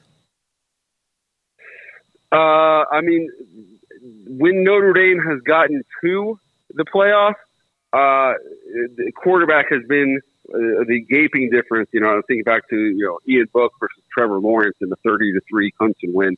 I'll say he's the most playoff caliber quarterback that they've had, and within the building, they think the playoff is the bar for them this year. And so I think if they're streaming us in Dublin, Ireland right now, I think everyone's nodding yes. Sam Hartman is the quarterback to take us to the playoff. I think for people who haven't seen him, obviously he's going to have to adjust. They're not going to run the offense that they ran at Wake Forest, which we were talking about here the other day. We're kind of surprised that more schools the same size as Wake Forest haven't picked it up. Maybe just because it's one of those things that maybe only Dave Clawson really has a grasp on it. But he's changing to what's going to be more of a pro-style offense. He's had really good skill players at Wake Forest, so I'm sure there'll be a bit of a jump. But I'm really intrigued to see what he can do running a pro-style offense or a more pro-style offense, and with what Notre Dame's going to have around him. Yeah, it's definitely a contract year for him. Mm-hmm. If he goes out and performs, he's going to be on every NFL team's radar. And I think you raised an interesting point into the Wake Forest offense, and I thought about it before. And I think it's kind of the underhanded free throw version in football, where it's you get good at it, it's going to work every time. But the problem is, if you don't get good at it and your running back and your quarterback are standing flat-footed in the backfield and a linebacker busts through, smokes both of them, you're going to look really stupid. And so I think out of fear of that, I think a lot of coaches don't even try. USC and Caleb Williams open up his Heisman defense against San Jose State. And if you can get the Pac-12 network, you can watch it. But do you think that, to me, somebody win the Heisman 2 years in a row is the secondary question for USC and for Lincoln Riley. Can he put a defense out there on the field that can take a Heisman Trophy quarterback and have him holding a national championship trophy at the end of the year? First of all, I don't think Caleb's going to win the Heisman, because if Tim Tebow did not win a second Heisman, no one's going to win a second Heisman for as long as we live. Mm-hmm. But having said that, I think Caleb Williams could be just as good as he was last season and play Heisman level quarterback. I do think USC is certainly to make a hot take here. USC is certainly playoff caliber. The issue for them is that you've got to go on the road to Notre Dame. You play Oregon and Washington, who I don't believe they played either one of them last year, and I believe they might get them back to back. I know they're close together late in the year, and so the Pac-12 is just stronger than it's ever been. And so, USC's brought in more high-level defensive players that are going to start for them, but I just don't know if they have the depth on that side of the ball to hold up through the first Saturday in December. because I mean we got there last year, and that defense. I mean they were in that game until the fourth quarter, and then they absolutely fell apart. Zach Barnett, footballscoop.com with us here on 365 Sports. And Zach, I say this every time we have you on the show. I love your website. I love what you guys are doing there. I hope more and more people go to it every single day because, again, you guys do a great job. You got like really good writers on the site, really doing a great job there. Appreciate that greatly. Thank you. Zach Barnett, footballscoop.com with us here on 365 Sports. We're going to talk SMU here in a few minutes. Garrett, let's finally do this Michigan thing we haven't talked about yet. Okay, let's do it. So Michigan has a plan to replace Jim Harbaugh for the 3-game self-imposed suspension. So each coordinator, Jesse Minter, the defensive coordinator, and Sharon Moore, the offensive coordinator, will get a go at being a head coach in the ECU game, which opens up next week, and the Bowling Green game, which is the 3rd game of the year, and then against UNLV, Phil Venzer, I hope you're watching this, they are so unconcerned about their ability to win that game with whoever is coaching, they're going to let 2 different guys do it, in that Jay Harbaugh is going to get the first half, and Mike Hart, who I believe is the running backs coach, and I say that because he was a running back at Michigan, are going to coach that game. This is such a bizarre way to do this, but it is so Jim Harbaugh. It is so Jim Harbaugh that it like you could bottle it and sell it as Jim Harbaugh marinade and cook chicken in it. It is, I don't think I should be suspended. I'm not going to just do one interim coach. Now, there are like NFL coaches. There are some that have done this in the preseason. I think Mike Vrabel did it at Tennessee. Let his assistant coaches call the game as a head coach so that they can, when they go into interviews for head coaching jobs, they have a better grasp on what they're going to be doing and how they handle those. I like that. I like this for Michigan. I actually think it's a really innovative way to do it. Now, the schedule lines up for them to be able to do this. Yeah. If you had West Virginia's schedule the first month, you could not do this. I'm not saying Neil Brown should be suspended for anything, but if he were suspended or if he were, say, like Hugh Freeze had to have knee surgery a couple years ago, knee replacement surgery, and had to coach from the booth or from the hospital, like all that, you could not rotate 4 guys through 3 games as the head coach. You would need 1 guy to do it because you have to kind of have that focus. And Michigan, like I said, I'm picking them to win the national title this year.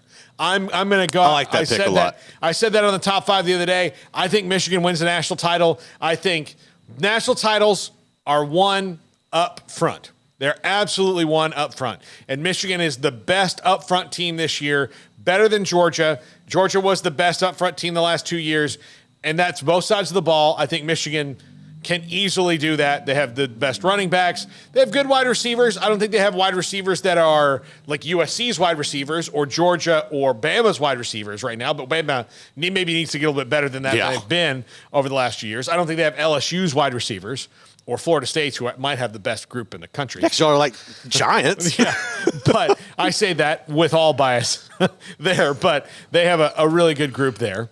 But they have a quarterback who I believe is on the level of the guys who have won it recently. And maybe even like, not Stetson Bennett, fantastic college quarterback. Looks like he's going to be the backup for the Rams. I think J.J. McCarthy is more talented than Stetson Bennett. Yeah. Talented, athletically talented than Stetson Bennett. I think if you were not necessarily having a quarterback competition, but if you were having like who can throw the ball through the tires and who can throw it further, it's probably J.J. McCarthy. So if that talent meets the leadership I think you saw, and he's got some fire to him, and he is very much the personality of Harbaugh, I think Michigan's going to win. So yes, if you are Michigan and you're a national championship favorite, you can rotate this through. But this is such a middle finger to the NCAA in that, here's what we're going to do. And these are going to be the guys. It is peak Harbaugh. To me, it's an ultimate flex. But my thing is, if they go out and they have success doing this, and you are a program who lines up where your schedule lines up going forward in similar fashion, would you consider doing this? Because I like the idea. I think it's a great idea to give young and up-and-coming coaches who are hoping to take that next step and become a head coach. It's a good way to kind of evaluate it, but it's a rare circumstance, man. Like, you have to have the schedule just right. But no, if they are successful, though, it would be intriguing to see if more teams kind of did that necessarily. Yeah. Jesse Minter will be a head coach very soon. Oh, so yeah. Sharon Moore, both of them. I don't know when that's going to be, but they're going to have those opportunities. So Jesse Minter, I think probably maybe a little bit ahead, just by a nose ahead of Sharon Moore on that. But Jesse Minter's going to be head coach really, really soon. He's got NFL experience. He's got there's all this he's got going for him when it comes down to his applying for that, and that's only going to help him. Here's the other thing that's interesting about this, and I saw this from Dennis Dodd. Michigan gets to decide who the wins and losses go to. To the coaches?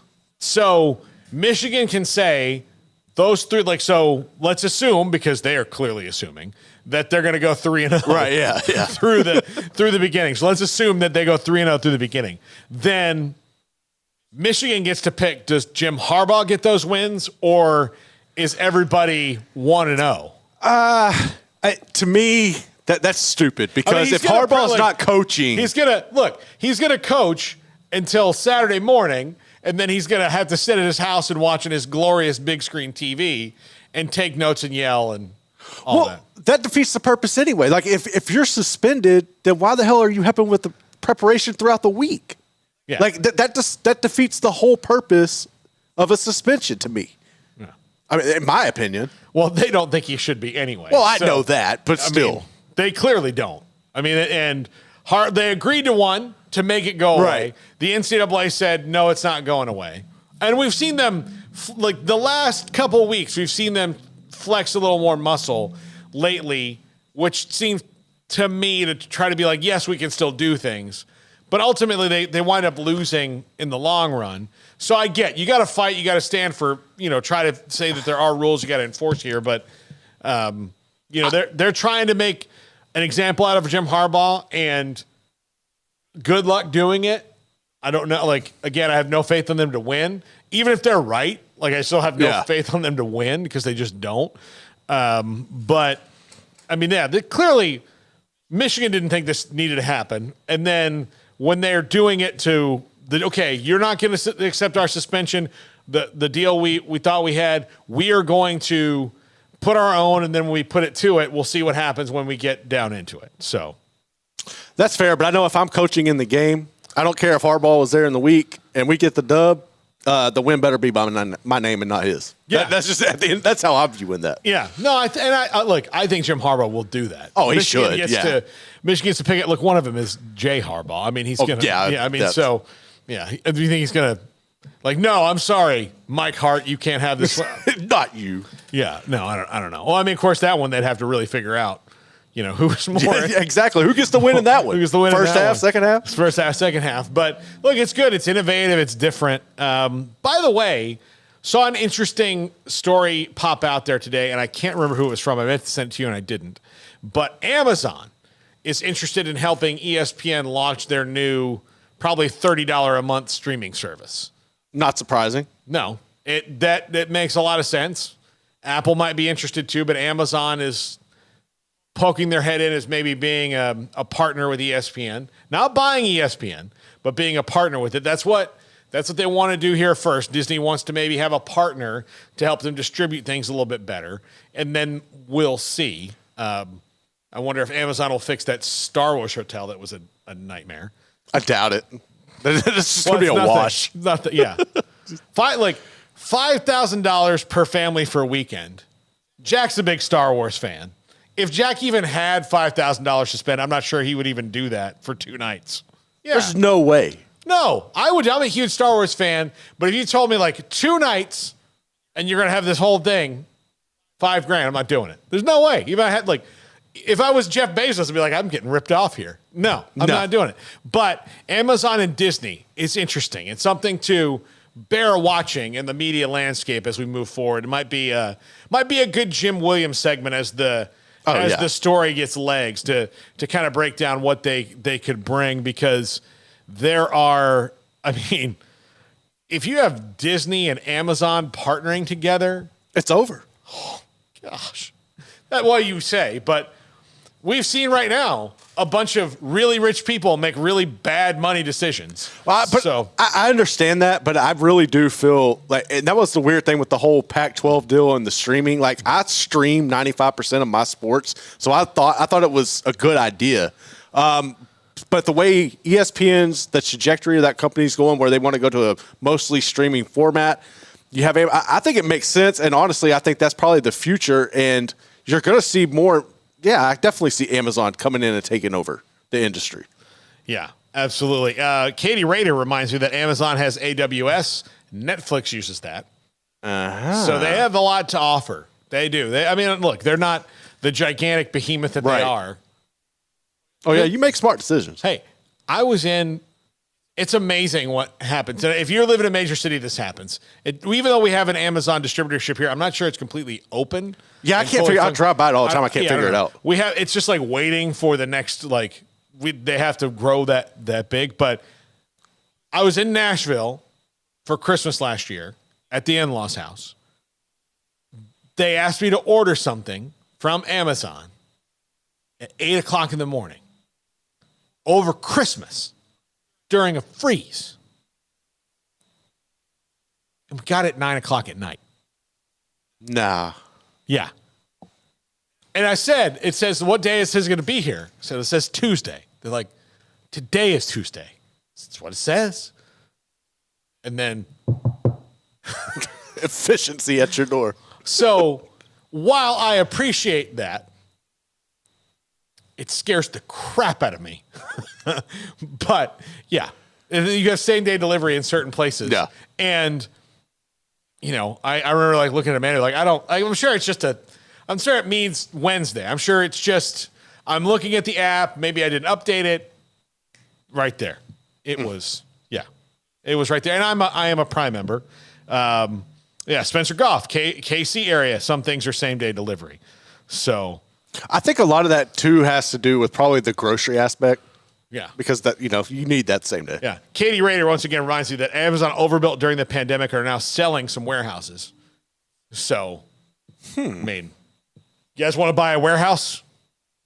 I don't know. Hey, we can turn it into a club or something. Yep. For one. It's huge. It's huge. It's massive, yeah. I couldn't even imagine just no turning the air conditioner on, just 2 lights a day, one on either end, so you're not in the complete dark. What the electricity would be just for those 2 lights would be insane. Yeah. At that huge building.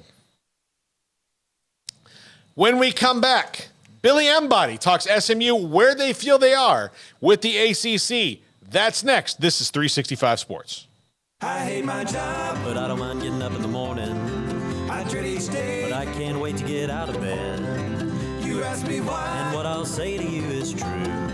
Well, you can get breakfast tacos at Rudy's Barbecue.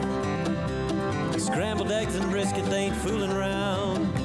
Salsa drap, son, they're the best in town.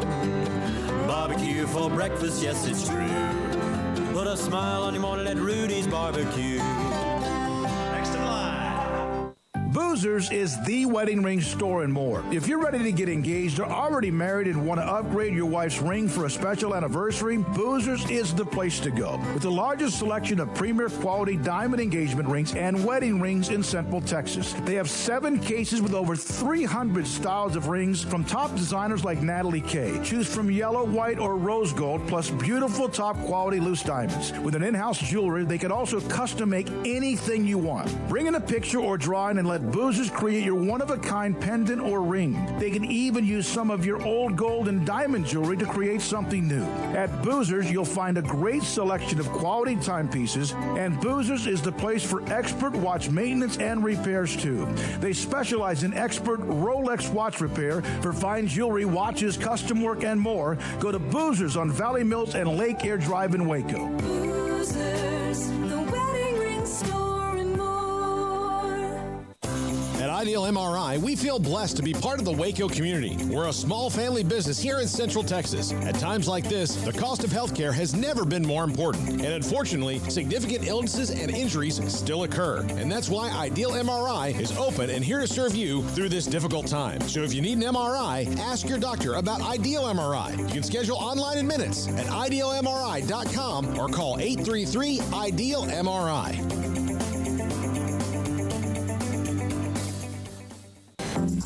Waco Regional Tennis and Fitness on Lakeshore Drive is a premier, elite, life-changing experience where you can change your mind, body, and soul.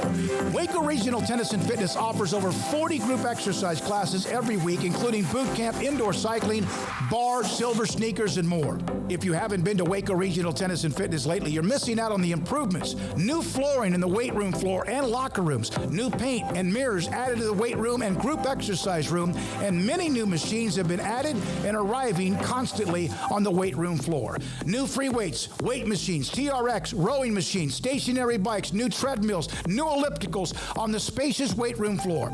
Personal training with Christy London, Randall Corley, Alex Box, and welcome to Nathan Roach, where you will be encouraged and motivated to grow. A kids club included with your membership plus sauna, whirlpool, and tanning bed. 16 tennis courts plus a beautiful stadium court, and longtime youth tennis pro Britt Coleman and assistant junior Kenna. Adult tennis lessons and clinics with Blake, and the commitment to pickleball with 8 courts and instructor Jody Thurman. Visit the website at wacotennis.com or visit us at Waco Regional Tennis and Fitness next to Hawaiian Falls on Lakeshore Drive in Waco.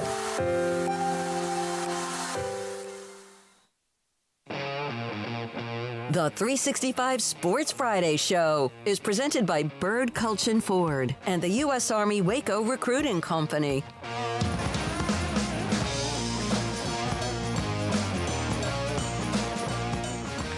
Welcome back. Sick'em, I said the old show. Well, Sick'em365.com is our parent company, 365 Sports. Billy Embody now with On3.com. And Billy, this has to be wild times for you as the season starts. You've got SMU and LSU responsibilities and things you have to cover, recruiting and all that. But conference realignment is what you're going to have to focus on the most. SMU is in maybe the most unique situation ever in that willing to forego for up to 7 years any money coming to them from the ACC. So it's got to be a whirlwind of it. And do you even really know where they feel like they stand right now as getting into the ACC with Stanford and Cal? Yeah, guys, thanks for having me. It's wild times around here. I'm getting ready to go out to Duncanville, south of Cliff this evening. So, yeah, recruiting responsibilities are there too. But I just keep checking my phone, honestly, from different sources and conversations that I've been having for the last week, because this is not something that has gone away behind the scenes. These discussions among, the ACC schools, Cal, Stanford, and SMU as well, trying to make this work. And really what it's boiled down to is the ACC coming up with a unique structure for that revenue sharing to make some of these schools that have been, upset with the amount of money that they're getting right now, happy for at least a little while until, that grant of rights creeps up on them in 2036. They'll kick the can down the road. And, the way they've done it is by these schools lessening their shares that they're willing to take in terms of Cal and Stanford, and then SMU giving up, their primary TV revenue that they would get if they joined the league. And then the league has had to figure out, well, is this all going to work money-wise to make it an unequal revenue share where schools are happy with it and, it works out to keep the votes in the place where they can expand, instead of flipping the votes back the other way where they don't expand anyway, but they, flip the room. It's been this kind of weird, precarious situation on that, because you also have to get ESPN involved and make sure that they're good with it. But a lot of the indications from people I've talked with around SMU, but also even nationally, because this is one of those things where if you don't have the pulse of both sides, you could kind of come out, looking, a little silly. But what most people are saying right now is that this has momentum to get across the finish line. And for the most part, a lot of people, at least that I've talked to, have been confident for weeks because this is not a situation where anyone can leave for the most part, unless they really want to pay, $500 million or around that number to leave in terms of their grant of rights and giving up that revenue from the ACC. But something has to happen where they find some new money. And the way to do that is to add these schools. And while Cal and Stanford aren't ideal in a sense because they are across the country, and even SMU is not, broken through and won much of anything over the last however long it's been since the death penalty. These are three schools that at least on two sides of it have been in a Power 5 conference and are at least somewhat big names. And then one that is, paying to play at that level, both in terms of what they're giving up and how much money they've spent in facilities and all of that. So right now it sits in a spot where a lot of people are saying it's going to happen. It's going to pass. It's a solution to a problem that there aren't many other solutions out there. And it's something that I think right now, I don't think today, as of right now, but Monday, maybe Tuesday, I think we see a decision come down that does lead to expansion. So for those asking, why would SMU forego all this money? I mean, they're going to have to go into their very deep pockets from their alums and make up for all of this that they would not be getting, and it's not really losing because they didn't have it in the first place, but it's going to be, money they're outlaying. Is this really, it's kind of a no-lose situation for them. Look, if the ACC even disbands in 10 years, at least they shot their shot, right? Well, and part of it is getting into the club, and a lot of SMU people want in that club so that if college football eventually breaks into a, let's say, 40 schools, because you can look at the ACC, you can look at the Big 12, you can look at the Big 10 even. And, some people would also point to the SEC and a school like Vanderbilt and say some of those schools in those leagues are counting their lucky stars. They're already in them because they have not been run at a very high level. They've had a spurt here or there of winning. They've had a moment in the spotlight, but they haven't been programs that have really been able to capitalize on being in the position they are.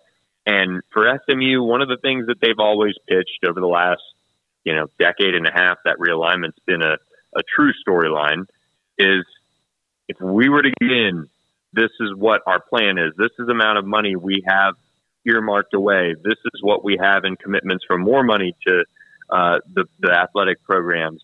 We feel like we can break through if we can get into the Power 5 ranks, but it is such a have and have nots. And, you have to have everything come together for you to catch fire, to be a perennial winner, to be a team that can play for, like Tulane did. They caught fire last year. They went to the Cotton Bowl, beat USC, did all those things. Cincinnati had that great run that came together. Houston, UCF in the past. Those things still all have to come together because you have programs that at the G5 level, you just can't recruit that true depth. SMU with NIL has tried to change that. And that's really their idea, is that if they can get in, then they're at least going to be better off long term. And from there, if, let's say in 2036, that's the next round, and maybe that's the final kick when it comes to either disbanding, let's say, the NCAA, or creating a whole nother section or league of college programs that are up at the top. SMU is going to push their chips in over the next 13 years if they do, in fact, get into the ACC and say, we're going to bet on ourselves versus a Boston College, a Rutgers, a Vandy even, which, even in the SEC, they haven't been able to break through very often. So they're going to try to push their chips in, because whenever there is that next major shift in how college athletics is at least leveled off, D1, D2, FBS, FCS, whatever it is, SMU wants to have done everything they can to be in the best position to be on the right side of that. For the ACC, is there a benefit to doing this in case you do lose some of those teams like Florida State and Clemson figure out a way out of the grant of rights for less than $500 million, or just raise $500 million and leave in the next couple of years? At least it keeps you at a certain number of teams that are Power 5 teams and able to maybe not withstand the total blow of losing your two most dominant teams, but at least better off than you would be if you hadn't done anything at all. Exactly. And that's the thing, is there's strength in numbers. It is really, we have the proof of that now with the Pac-12. They've tried to do the whole, we'll get the deal lined up and then we'll expand and we'll do it in that order. Well, that was clearly not the way they should have done it. You had SMU and San Diego State that were at the very least waiting, willing, all of those things to go as soon as they got the word go told to them. And instead, Kliavkoff wanted to negotiate everything and obviously overplayed his hand.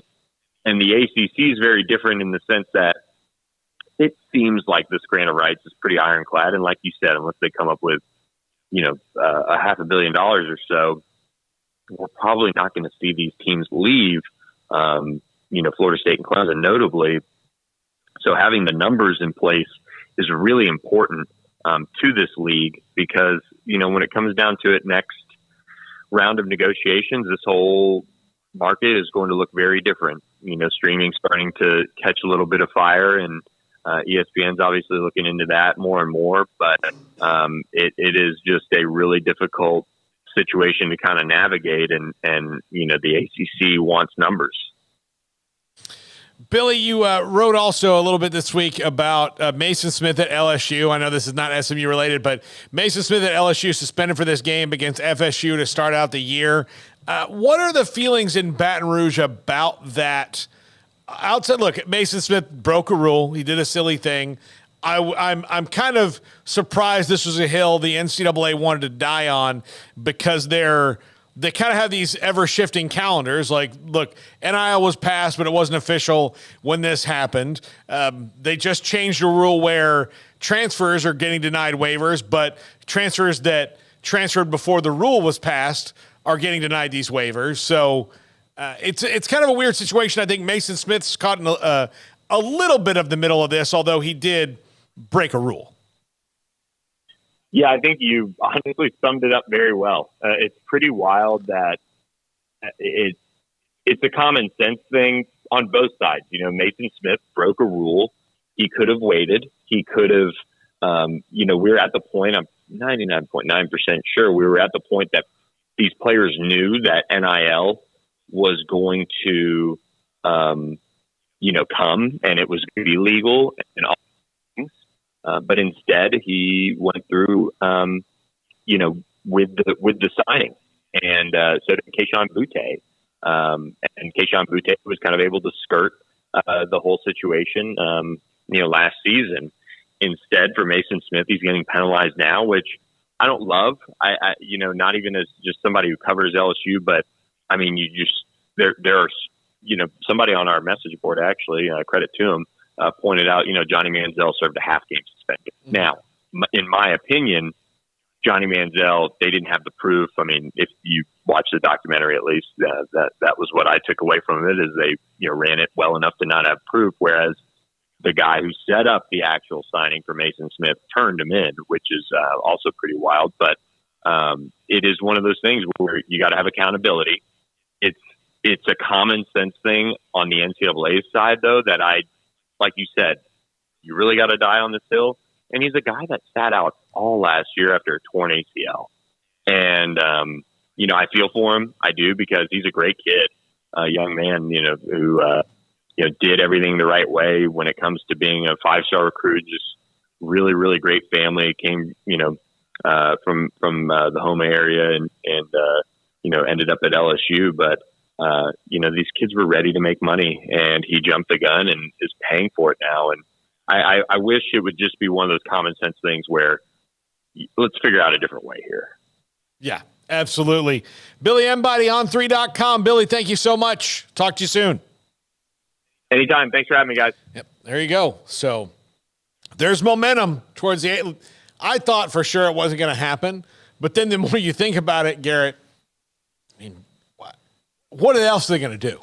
Nothing. What else are they going to do? They kind of have to. I hate it, but at the end of the day, like, I mean, I get it. It's just one of those things where I just can't get over how mismanaged the Pac-12 was, because when you look, every one of these teams is getting paid and getting paid significantly from ESPN and or Fox, except Oregon State and Washington, who still, if they go with the Mountain West, would get ESPN money. I just don't understand how they dropped fumbled the whole situation where everybody couldn't stay intact. But yeah, I mean, if you're Cal and Stanford, it makes the most sense for SMU without a doubt. And I would love to see the Ponies get an opportunity to play, I guess, Power 4 football. But still, like, foregoing, I don't care how much money you have, foregoing 7 years is insane. But I understand why they would want to make that risk. Yeah. Absolutely. All right, when we come back, we're going to talk Notre Dame as they take on Navy. A little more in my Sam Hartman Heisman contender all season long. Is Notre Dame a playoff contender with Sam Hartman? Mike Frank, Irish Sports Daily, joins us next. This is 365 Sports. With so many companies and policies out there, it gets so confusing shopping for insurance, and I never know if I'm getting the policy that's right for me. Luckily, I met the team at the Niche Group Insurance Agency. With the Niche Group, you can go to one company and get access to coverage options from many insurance carriers, and you get to speak to a real person about your specific coverage needs. With the Niche Group, I know I'm getting the right coverage at the right price. If you need insurance, talk to the experts at the Niche Group at 1-800-258-8302. How did Edward Jones become one of the biggest financial service companies in the world? By not acting that way. Financial strategies, one-on-one advice, it's a big difference. And that's why Brad Wilson, your Edward Jones financial advisor, makes sense of investing. Experience the difference for yourself. Brad Wilson, 250 Sharon Drive in Woodway, 254-776-4337. Edward Jones, member SIPC. There are 26 letters in the alphabet, over 600,000 words in the dictionary, and just 3 of them said together can change everything. Let's order pizza. Those 3 words lead to dough made from scratch and 3 fresh signature cheeses that blanket golden crust in a heavenly melt on Marco's Pizza that'll blow your mind. So visit Marcos.com to order and stop by Marco's Pizza in Belmead, China Spring, Woodway, and in Robinson. Marco's. Pizza lovers get it.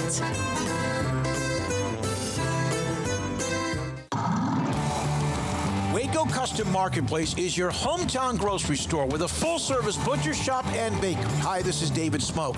The butcher shop can take your customized orders for seafood, pork, and poultry, and custom cut your favorite steaks from bacon-wrapped fillets to T-bone to bone-in ribeyes, cut specifically the way you want. They have Norwegian salmon fillets, catfish fillets, sliced ham or turkey and lunch meat, variety of cheese available, and several options of sausage links, fresh chicken breast or whole chickens, sliced bacon, pork chops, ground beef, marinated beef, and chicken fajitas, and always large briskets available, plus fresh vegetables. So the great product, customer service, and family tradition of the Bauer family continues at Waco Custom Marketplace, open Monday through Saturday. A full-service butcher shop and bakery available. Waco Custom Marketplace, 425 Lake Air Drive in Waco, or WacoCustomMarketplace.com.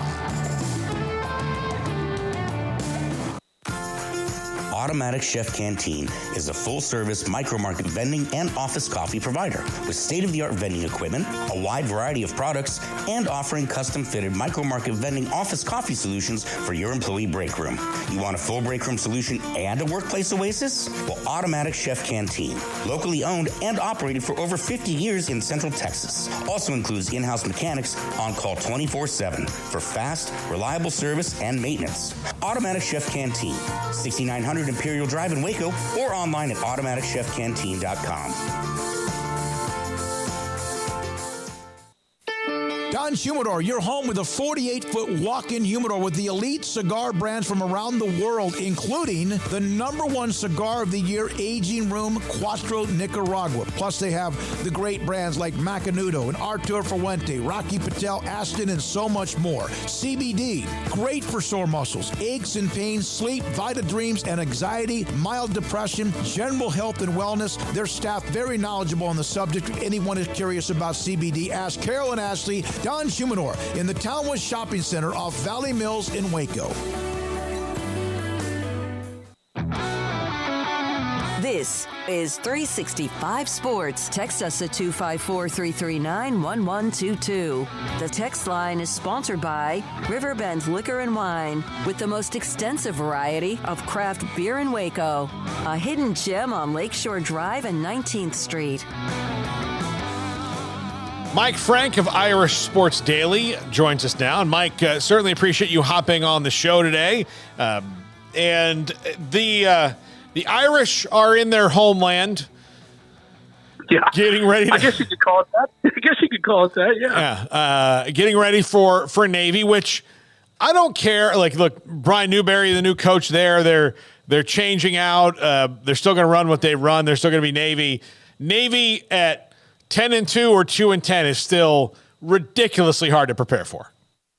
It really is, and I love the fact that the game's the first game of the year. I know a lot of Irish fans would prefer that be the case because of that. So usually when they do have the game, the first game of the year, Notre Dame usually handles Navy pretty easily because they just have time to prepare. But when you have to play them in the middle of the season, and you got to basically switch gears, and by the way, you got to also have some sort of quarterback who can mimic what they're doing. So, Notre Dame has to recruit quarterbacks just for that particular game.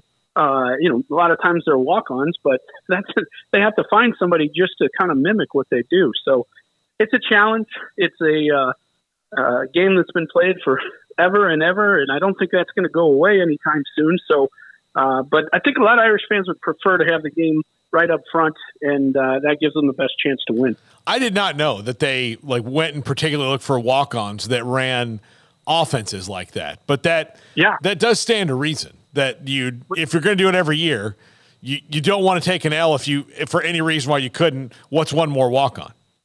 Yeah, exactly. And I think that's what they try to do, and they try, and a lot of times they're preferred walk-ons, meaning there's a little special status that's involved with it, that type of thing. But at the end of the day, it's hard to mimic what that offense does. And so a lot of times they just have to go try and find somebody, and they've been doing it for years, and we'll see what happens. It's still very hard to kind of mimic just the timing of it. And, if it's not an offense that you run all the time, it's very, very difficult to duplicate. So it's a challenge, but I think having all fall camp to kind of prepare for it, I think it will help them tomorrow.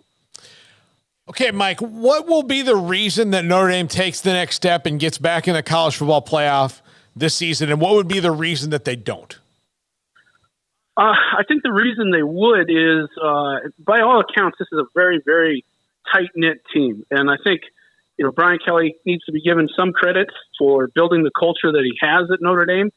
And I think Marcus Freeman has kind of taken that and expanded it a little bit. And, by all accounts, this is one of the tightest, closest teams. Everybody gets along. And I think that sometimes you just need that tightness, or you need that closeness when the game's on the line and you're looking for somebody to make a play. And so I think that can help, certainly. I also think having a guy like Sam Hartman, who's had a lot of experience, Notre Dame, a lot of the times they've struggled in the past, especially when it comes to the playoff and things like that, is they just don't have the same quarterback that everybody else does. And I think Sam Hartman gives them a chance to have a guy who can actually win a game for you. And they haven't had that for quite some time. If they lose, if they're not there, I think the reason's probably going to be wide receiver.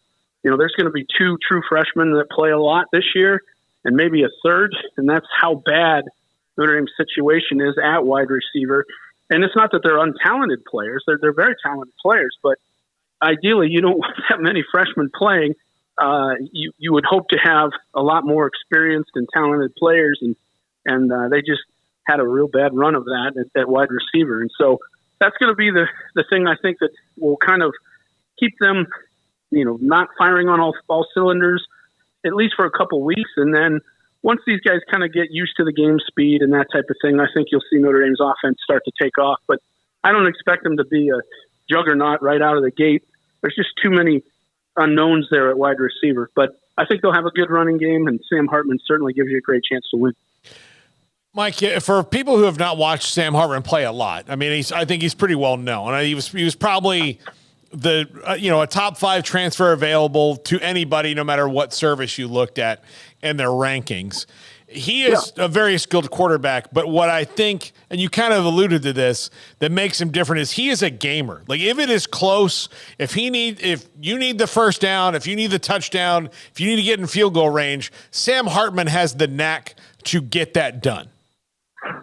He was the top third down passer in all the country last year. So that's the kind of effective player he is. Now, with their offense, he also threw some interceptions, but I think part of that is because they were, they didn't have a defense. So he knew he had to take a lot of chances with the football for them to have any chance to win. So I think in this offense, he'll have a good running game. He should have a pretty solid offensive line.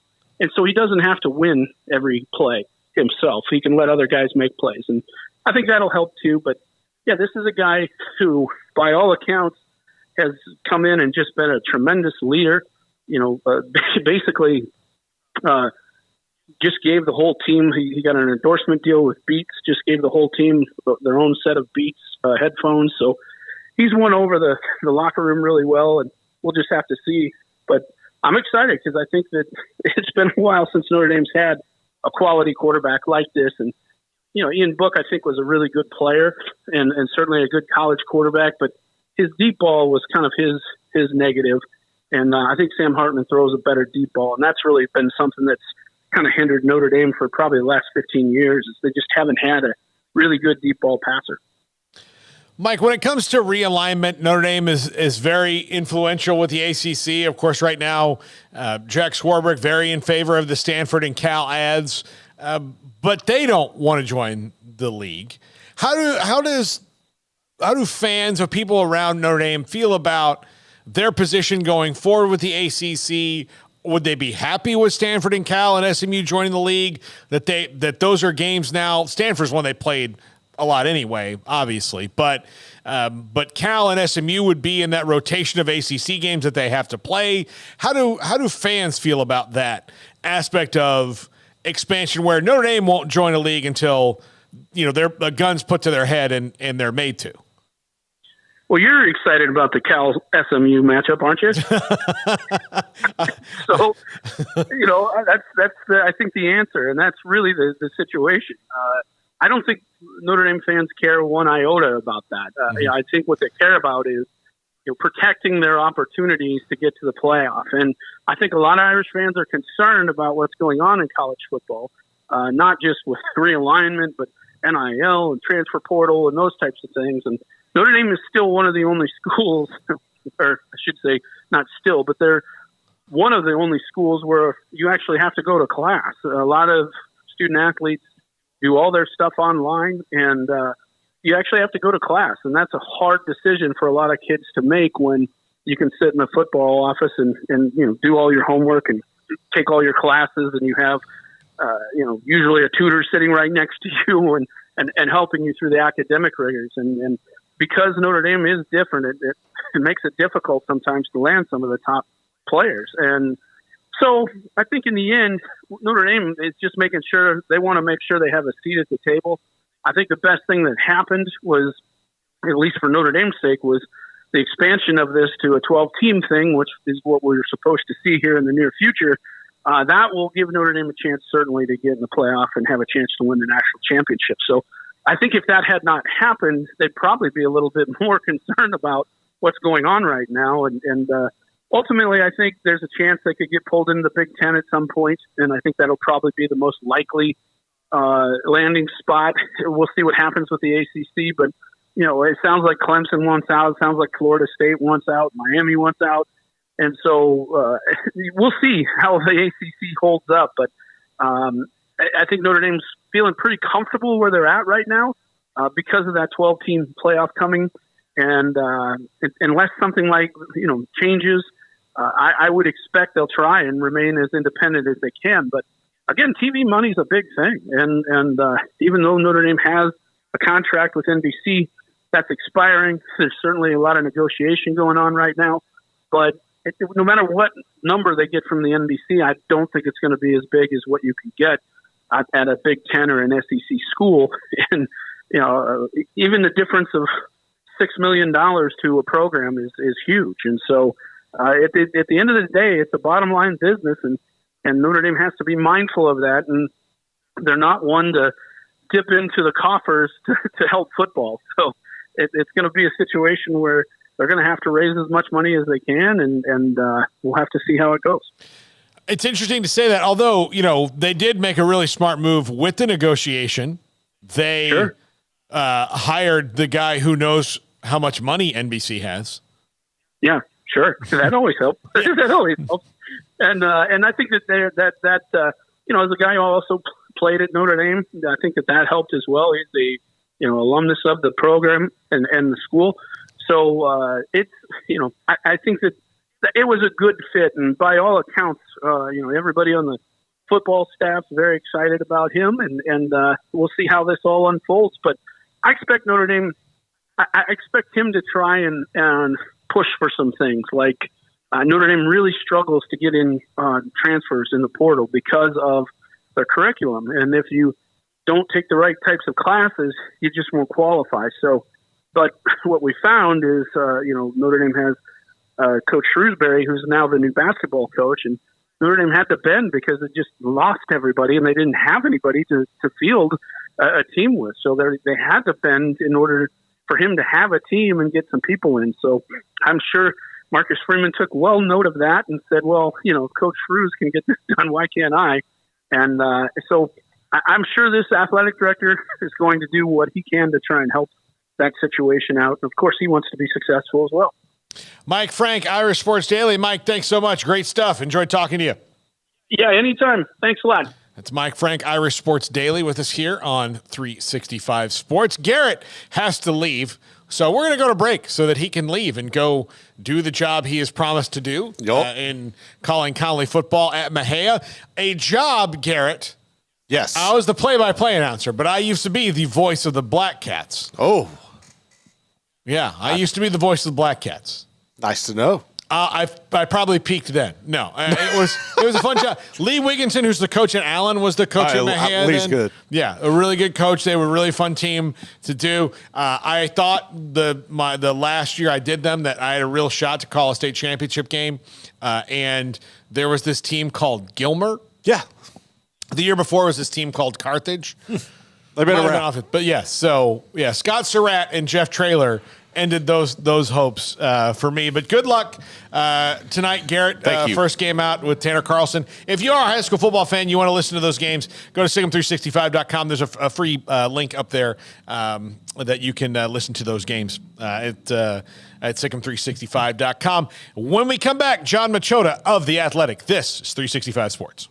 Come shop the greatest selection in Central Texas and save big on Ram trucks during the Make This the Summer event at Allen Samuels in Waco. Get a 2023 Ram 1500 Lone Star Crew Cab, 20% off MSRP or 2.9% for 72 months. The choice is yours. Plus, if you're a first responder, you get an extra $500 bonus cash. We've got the inventory and we're making big deals. Hurry in today. They won't last long. Allen Samuels in Waco is the place to shop Ram trucks. Three Nations Brewing Company has 16 different beers on draft with a new beer every Friday. It also offers 2 air-conditioned tap rooms, a large indoor beer hall, a second-floor mezzanine offering a great overview of the brewing company and equipment and patio where you can relax under the shade. Plus, you can now experience the new Three Nations Beer Garden Grill on our shaded patio. Grab a cold beer and enjoy a bite from our freshly prepared and delicious menu. Street tacos, quesadillas, freshly cooked burgers and dogs, and veggie burgers too. Nachos and so much more, all prepared and cooked on site. So come visit the award-winning Three Nations Brewing Company on East Vandergrift off I-35 in Carrollton. In Texas, there's pea-size hail and baseball-size hail. Guess which one hit our house? We didn't even know where to begin, but we called our Texas Farm Bureau insurance agent, and he was so reassuring. He knew exactly what to do to get our house back into shape and our lives back to normal. Now, we're even more thankful for the roof over our heads. Stop by and see our agents at one of our 3 McLennan County locations. Coverage and discounts are subject to qualifications and policy terms and may vary by situation. Waco Custom Marketplace is your hometown grocery store with a full-service butcher shop and bakery. Hi, this is David Smoke. The butcher shop can take your customized orders for seafood, pork, and poultry and custom cut your favorite steaks from bacon wrap fillets to T-bone to bone-in ribeyes. Cut specifically the way you want. They have Norwegian salmon fillets, catfish fillets, sliced ham or turkey and lunch meat, variety of cheese available, and several options of sausage links. Fresh chicken breast or whole chickens, sliced bacon, pork chops, ground beef, marinated beef, and chicken fajitas, and always large briskets available, plus fresh vegetables. So the great product, customer service, and family tradition of the Bauer family continues at Waco Custom Marketplace, open Monday through Saturday. A full-service butcher shop and bakery available. Waco Custom Marketplace, 425 Lake Air Drive in Waco, or WacoCustomMarketplace.com.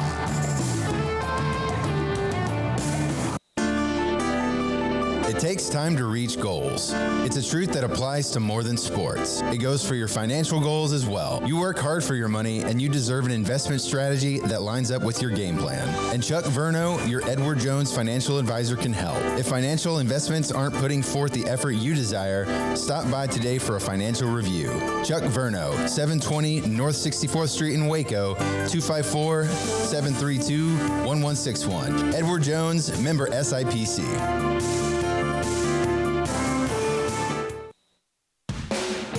This is 365 Sports, powered by Sikkim365.com. The 5 o'clock hour is sponsored by Edward Jones Investments with financial advisor Ben Erlinson, who'll navigate you through today's financial climate. Edward Jones, making sense of investing. Now here's Paul Catalina.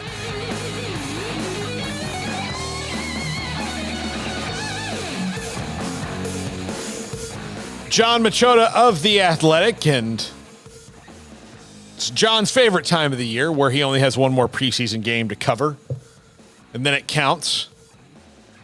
It's different, John. I've gone to maybe 2 preseason games. It bothers me. I don't enjoy it. But for you, writing about all these different things, is it a little bit of a different challenge?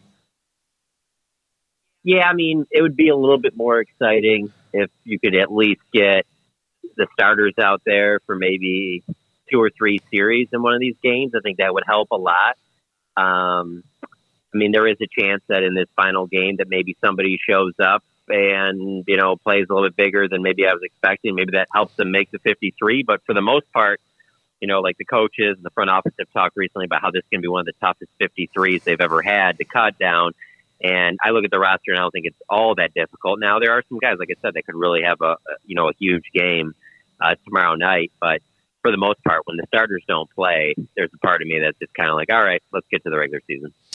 Yeah. Yes. You wrote the column today. I guess it was today, right? Yeah. Today about the 10 players you're looking to watch the most. The one that kind of jumped out of me is Neville Gallimore. And we are kind of at that point with him, right, John, where he has to make himself a starter or a valuable rotation player, or it's just probably not worth them having him on the roster. Yeah, it's kind of an interesting spot he's in because, you look at defensive tackle, they obviously used their first-round pick on Mozzie Smith, and, I wouldn't say that, Mozzie's been okay. He hasn't, been, exceeding expectations or anything like that, but, I mean, he's been okay, and he'll be in that defensive tackle rotation. And then you have Oso Digizua and Jonathan Hankins. And so they're going to have more than 3 defensive tackles. So for me, I kind of think Neville is on right now, the 53. But if you get like a Quentin Bohanna maybe steps up in this final game, maybe that changes some things. maybe they go a little bit less at defensive tackle because, Chauncey Golson can help out there and Junior Fahoko can help out there. But he is a guy that, there were some times, a couple years ago where I thought he would be one of the Cowboys defensive tackle starters going forward. And that just hasn't happened for him. But I still think if I had to trim it down to 53 today, I think he'd be one of the last guys I have on. Do you think that how many undrafted guys do you think they'll keep from this year's class? Yeah, that's a good question. When I look down the roster right now, there's really nobody jumping out at me from this year's class that was undrafted. The name that immediately comes to mind for me would be TJ Bass, the guard out of Oregon. It just seems like he's trending up, and it seems like they continue to give him more and more opportunities, even some to even work a little bit with the ones. And so he would definitely be a guy. I don't know if you count Brandon Aubrey. Obviously, the kicker was undrafted. I think right now, just by the fact that he's the only kicker on roster, I think he's got a decent shot, at making it. And so those would probably be the two main ones, because even on the defensive line and linebacker, I really don't see an undrafted guy making the cut there. So maybe Bass is the only one. But you go back to like last year, some of the guys like Wanye Thomas and Marquise Bell and stuff like that. And I think they both have a good shot at making that safety just because of what Dan Quinn does with his safeties that can also help at linebacker. Offensive line depth is their biggest concern. It's probably almost every team in the league's biggest concern right now, John.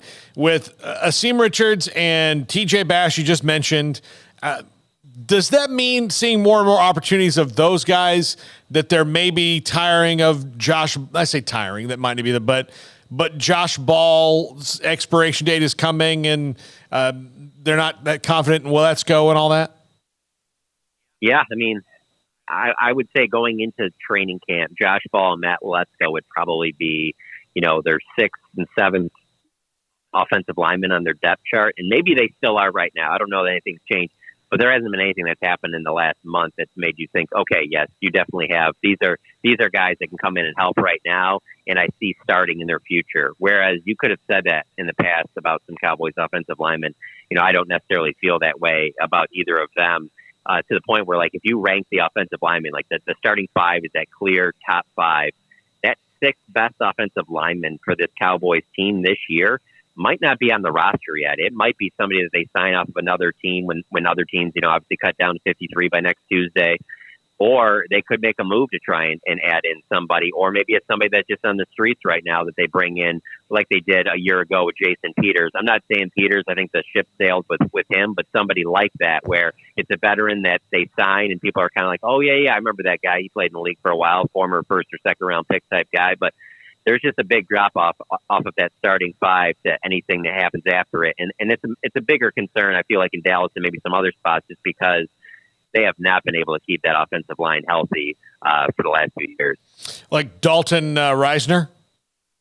There you go. Yeah, no, that's obviously a name. The name for me, and I know this isn't going to happen, so I shouldn't even put it out there, but the one that I always go to just because he was out at training camp for a day and he's worked with Micah Parsons is Andrew Whitworth. He would be the perfect guy that, yes, he was a starter in the NFL for a long time. He's obviously an older guy. He hasn't played football. It would take him a while to get ramped up, but you also wouldn't be asking him to be a starter. It'd be, hey, can you kind of be our swing tackle and, get your conditioning up? And then if something happens, maybe we would have to turn to you. But all indications I've gotten is that he's done. He told his family after they won the Rams won the Super Bowl, that was going to be his last game. And then I get it, but he is a guy that's the type of guy that would make a lot of sense, because when he was in his prime, he played at a very high level and was an obvious starter. But you don't need that here. You just need someone that you can count on, like, hey, we can get a handful of snaps from him a game, and if someone goes down, maybe, later in the season, this could be a potential starter, and you at least feel confident there. So, yeah, I mean, there's always some names out there, but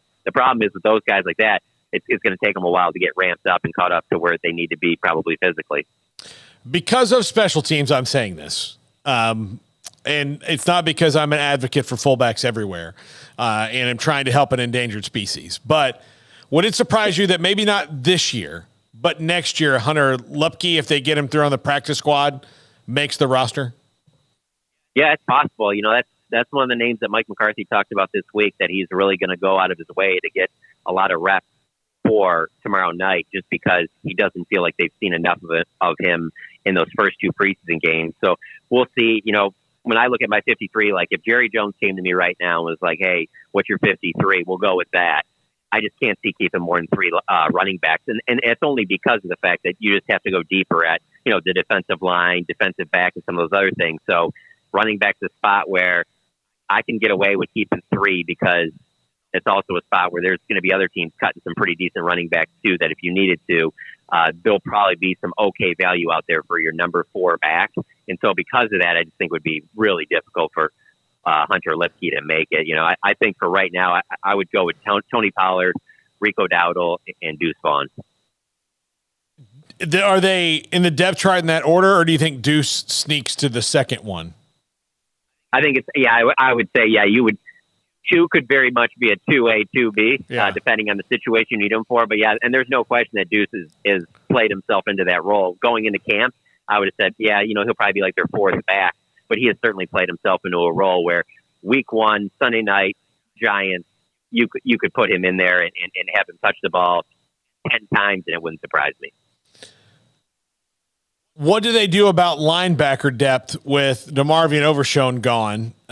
And that was somebody they were, especially for special teams, that they really liked. I think you have to look at the safety position. When you look at the initial cut down of this 53, I think what it does is there's really not enough. There's a drop off that top 4 linebackers. When I say that, I mean Leighton Vander Esch, Damone Clark as your starters. Your 2s being Jabril Cox and Devin Harper. And then after that, I think there's a big drop off there. So I think they only keep those 4. And then look to see what could be available from some other teams when they do their cuts. And because of that, then they keep the extra safety. Like I mentioned, Marquise Bell has been getting some work, is playing a little bit of that hybrid linebacker safety. Wanye Thomas, some guys that might not have normally made the roster, but I think this opens up an opportunity for them. So how much heat was on Jerry again for ignoring Jimmy Johnson in the Ring of Honor? There's going to be a lot of heat on Jerry until that actually happens. You just look at what he's said about why he didn't have Jimmy in a couple years ago when Jimmy made the Hall of Fame, and he was like, well, we don't want to distract about Jimmy getting the Hall of Fame. Well, that's what DeMarcus Ware just did. So why would you want to distract from that then, if that ever was a distraction, which it clearly was just an excuse. He obviously doesn't want to put Jimmy Johnson in for whatever reason. Obviously when they parted ways, there was some bad blood there, and every day that goes by that Jimmy Johnson isn't in the Ring of Honor, I think that there's probably still a lot of bad blood there, because for me, I say this probably too much, but I really believe in actions speak louder than words, and the actions show you that there's still some bad blood between the 2 of them. Yeah, you got a little liquid courage, I think, that night. I said liquid courage, but I think that's what, where when they asked him, Jerry's like, yeah, of course I'm going to do it. Of course, he's in the Hall of Fame now. And then when he sobered up, he's like, oh, man, I shouldn't have said that. Because now Jimmy knew, too. Jimmy fired right back with, while I'm alive. So. Well, and look, that might be what Jerry's waiting for, is that, and I said this on the show the other day, unless it's a John Adams, Thomas Jefferson situation where they both pass away in the same day, then, there's going to be a time where one of them is alive and one of them isn't. And maybe that's when it happens. Or maybe it just happens both for them after the fact, and where it's Stephen Jones puts them both in or something like that. I don't know. It's one of the biggest head scratchers for me, because I just thought, Jimmy Johnson to me, he's led them to 2 Super Bowls, and many will argue is the reason they even won the 3rd in 4 years. So it just seems like such an obvious thing to put him in. It's mind boggling. I would just do it so people would stop asking me about it. Yeah, for sure. But hey, that's the thing. When you're competitive on that type of level, that like a Jerry Jones, no one is going to tell Jerry Jones what to do, and he's dead set on this. I'm fairly convinced that nobody even within his close circle or family ever even says anything to him about it. Just like one of those topics is, don't even bring it up, because we already know that it's only going to go in a negative direction. And so I think that's just kind of where it sits. They just kind of like, hey, don't even bring this thing up in any discussion right now. But and once a year when they do another player in the Ring of Honor, another person in the Ring of Honor, or every couple of years, it'll get brought up then, answer the questions, and then they'll just move on. But I'll put it this way, it doesn't seem like it's something that's close. John Machota of The Athletic. John, talk to you next week. Sounds good. See ya.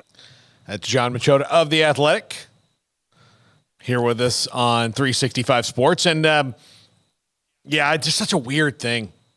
You could just do it and get it over with. The Packers don't have this kind of – you're a Packers fan, Jack. Yep. They don't have this kind of strife. No, we don't. They don't. They just don't. You know, but of course, like, I think that's probably kind of the beauty of being a Packers fan is it's still the neighborhood squad, even though they have a national huge fan base. You live here, you're a Packers fan. I know 20 other Packers fans that don't live anywhere near Green Bay and can't ever make it there.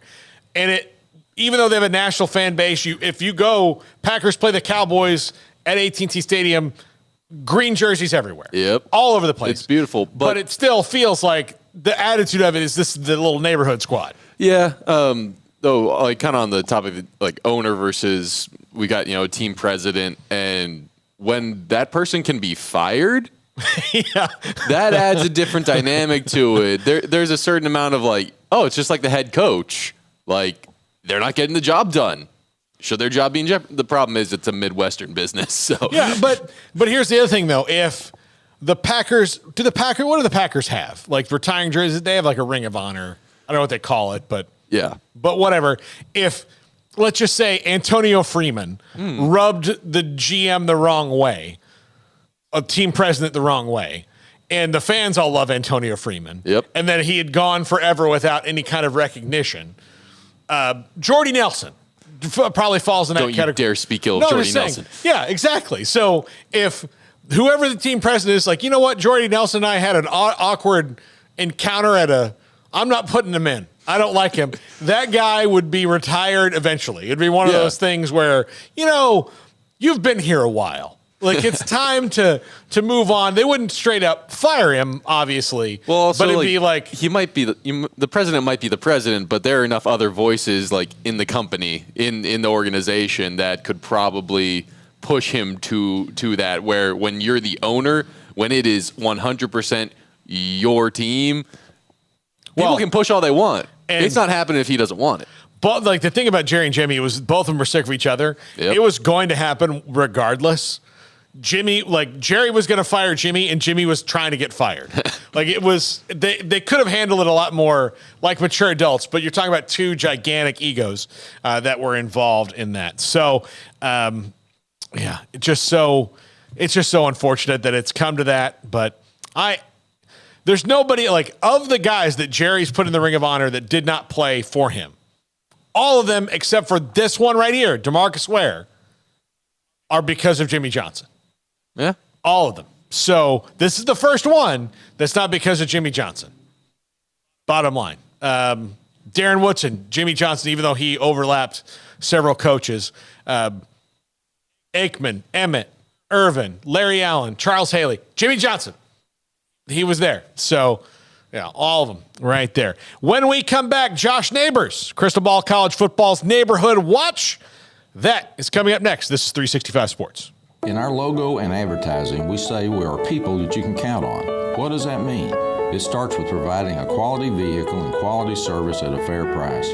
But it also means we do what we say we will do, and we treat people fairly with respect. It starts by hiring great people, good local folks who work hard with a caring attitude. Our employees are the real reason we are people that you can count on. Put us to the test and see for yourself that at Richard Carr Motors, we are people you can count on. Petty Clinic Men's Healthcare in Woodway is now proud to offer you men an exceptional weight management body sculpting product called semaglutide, also known as Ozempic or Wegovy. Semaglutide is an FDA-approved weight management medication. Once-a-week injections of this powerful medication offers an average body fat weight loss of 20% within the first year of treatment. In addition to body sculpting, semaglutide also normalizes blood sugars and has the clinical research proof of reducing blood pressure, cholesterol, stroke, and heart attack risk. If you're like most men and you have stubborn fat that will just not respond to typical diets and exercise, then help is finally here. Semaglutide, affordable, highly effective. Google search Petty Clinic Waco and reach out to the Petty Clinic team today for a free consultation with Dr. Petty to see if semaglutide is right for you. Go to pettycliniclowt.com. One size fits all. That may be all right for an adjustable belt or cheap sunglasses, but when it comes to your financial needs, no one wants a one-size-fits-all strategy. Cam Heathcott, your Edward Jones financial advisor, knows that his most important goals are yours. That's why we take the time to understand your needs, knowing you. That's how Edward Jones makes sense of investing. Cam Heathcott in Conroe at 936-756-7717. Edward Jones, member SIPC.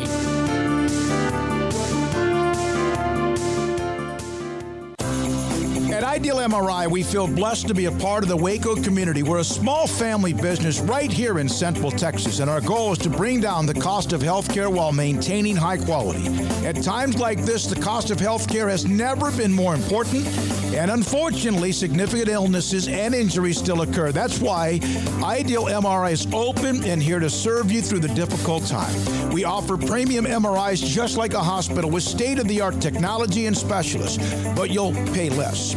Sometimes thousands of dollars less, whether you're using insurance or not. At Ideal MRI, we accept most insurance and there are no hidden costs, even offering financing if that's needed. Everything included in the price, and you'll not get something as a surprise in the mail later on. If you need an MRI, ask your doctor about Ideal MRI. They'll know.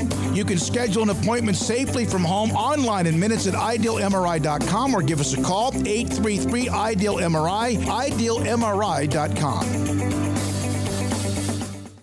TFNB Your Bank for Life is the official local bank of Baylor Athletics. Find out why more Central Texas are making TFNB their bank for life. Sign up for our Edge checking and savings accounts to earn interest or cash back. With 5 convenient locations and an award-winning mobile app, banking has never been easier. TFNB, your bank for life. Member FDIC.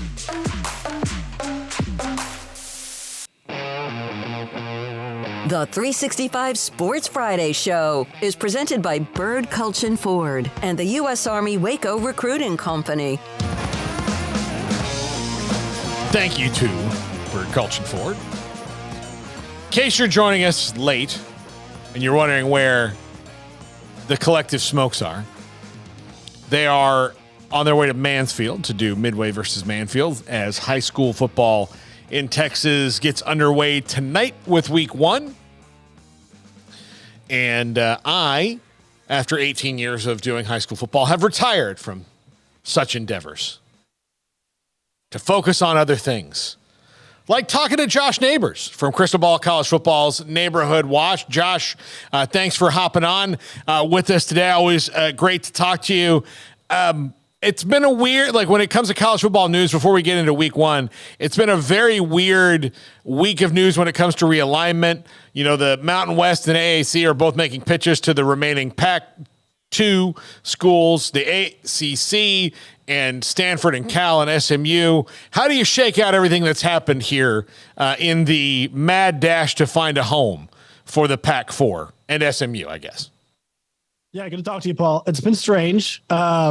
I mean, the ACC stuff, like it's a whole lot of them playing some, three-dimensional chess, I guess, to try and keep Clemson and FSU happy, right? Like SMU's taking no money at all for what looks like a long period of time, and Stanford and Cal are taking a reduced price, and then they're going to have this extra little pot of cash, it sounds like, to spread amongst the remaining schools, and they might do it in a way where they do it evenly, or they might do it in that kind of performance bonus, to use it, to steal a term from combat sports, like a performance bonus type way, right? So, but here's the thing about it. I mean, those two schools do pretty well, Clemson and FSU, but there's no guarantee that those schools win the league and whatnot. So it's this, trying to figure something out with that. Oregon State and Washington State, those are kind of the left behind schools.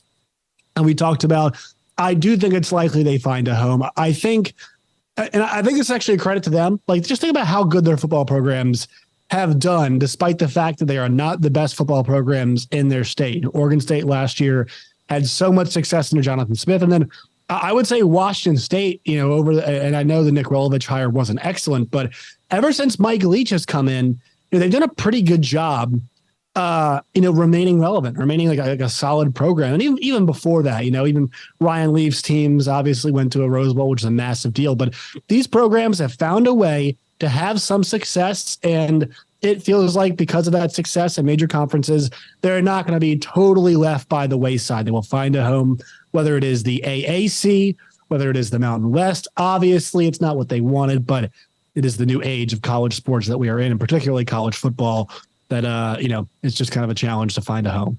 The AAC has more money. Do you think that's where they're going to go? Even though geographically the Mountain West would be, much cheaper on them for everything else. Yeah, I hate to be the generic. Everybody's chasing money these days, but that's the whole point of the exercise, right? So, I guess the one thing is if the money works out, if you do the cost analysis, right? And it's all right, AAC offers us more money, Mountain West better travel, which one nets us more cash? I hate to be it's all about money, but it is. So I guess if the AAC does net you more money, that is probably the right move. And also visibility too, AAC puts you on ESPN, things of that nature. Yeah, absolutely. All right, Josh, we are 2 games, actual games this week, none of the Big 12, but games all across the country. USC playing San Jose State, Notre Dame against Navy. Do you feel that, we know that USC is going to be a playoff contender. They've got the returning Heisman Trophy winner, Caleb Williams, probably the top pick in the 2024 draft coming back. All the things they have across the board. It's really going to come down to defense for them. Do you think Notre Dame, legitimate contender? No, I guess not. Last year their offense was so underwhelming. And I don't know if just finding a new quarterback in Sam Howell really fixes that. The one thing Sam Howell does, I think for sure, compared to Tyler Buchner and then compared to Drew Pine, who played for them last year, is that, it does give them a vertical passing game. We're seeing right now, I know Drew Pine's been banged up, but he couldn't beat out, new quarterback Jaden. Once again, he's beat up, but Jaden Machota. And then we're also seeing Tyler Buchner. They brought him to Alabama, but he has not been named, at least to my knowledge, the starter yet at Alabama. So these are 2 guys that were the quarterbacks to them last year, and things didn't go well for them. So this adds a new element to their passing game. Obviously, they want to see if they can stretch the field more. But they played some low-scoring slugfests, some upsetting contests last year. So I think Marcus Freedom, having the defensive background, things will be good. The recruiting has been better, but not all the way better, I think, in the way that we, some folks thought it might be with Marcus Freeman. So this is a huge year for them. They have to win around 9-10 games for it to be considered a success. And a lot of people are used to having Brian Kelly around. So we'll see with them. I don't think this is too much of a test for them. I don't think Navy's bringing a lot to the table in this game. But I am excited to see what the new offense looks like with Sam Howell. And is this an offense that's going to be able to stretch the field a bit more? Josh, earlier in the show, we learned 2 things about Notre Dame from one of our guests. One, that they recruit a preferred walk-on quarterback specifically to help them get ready for Navy every year because they need somebody who can run the triple option in practice. And right. 2, you cannot take online classes at Notre Dame. I had no idea that was a thing. Really? Yeah. They make everybody go to class, into physical, I say go to class, online classes is going to class, but you still have to walk your happy ass into a classroom, sit at a desk and listen to a teacher. Well, this is exactly why Brian Kelly left. Here's the deal. I'm not sure how you feel, Paul, about Brian Kelly, but I believe it's really hard to make an argument that he's not one of the best 5 coaches in college football. You really have to work your tail off to convince me that that's not the case. Because if you consider all of the things, and look, Notre Dame's an excellent brand. We all understand that.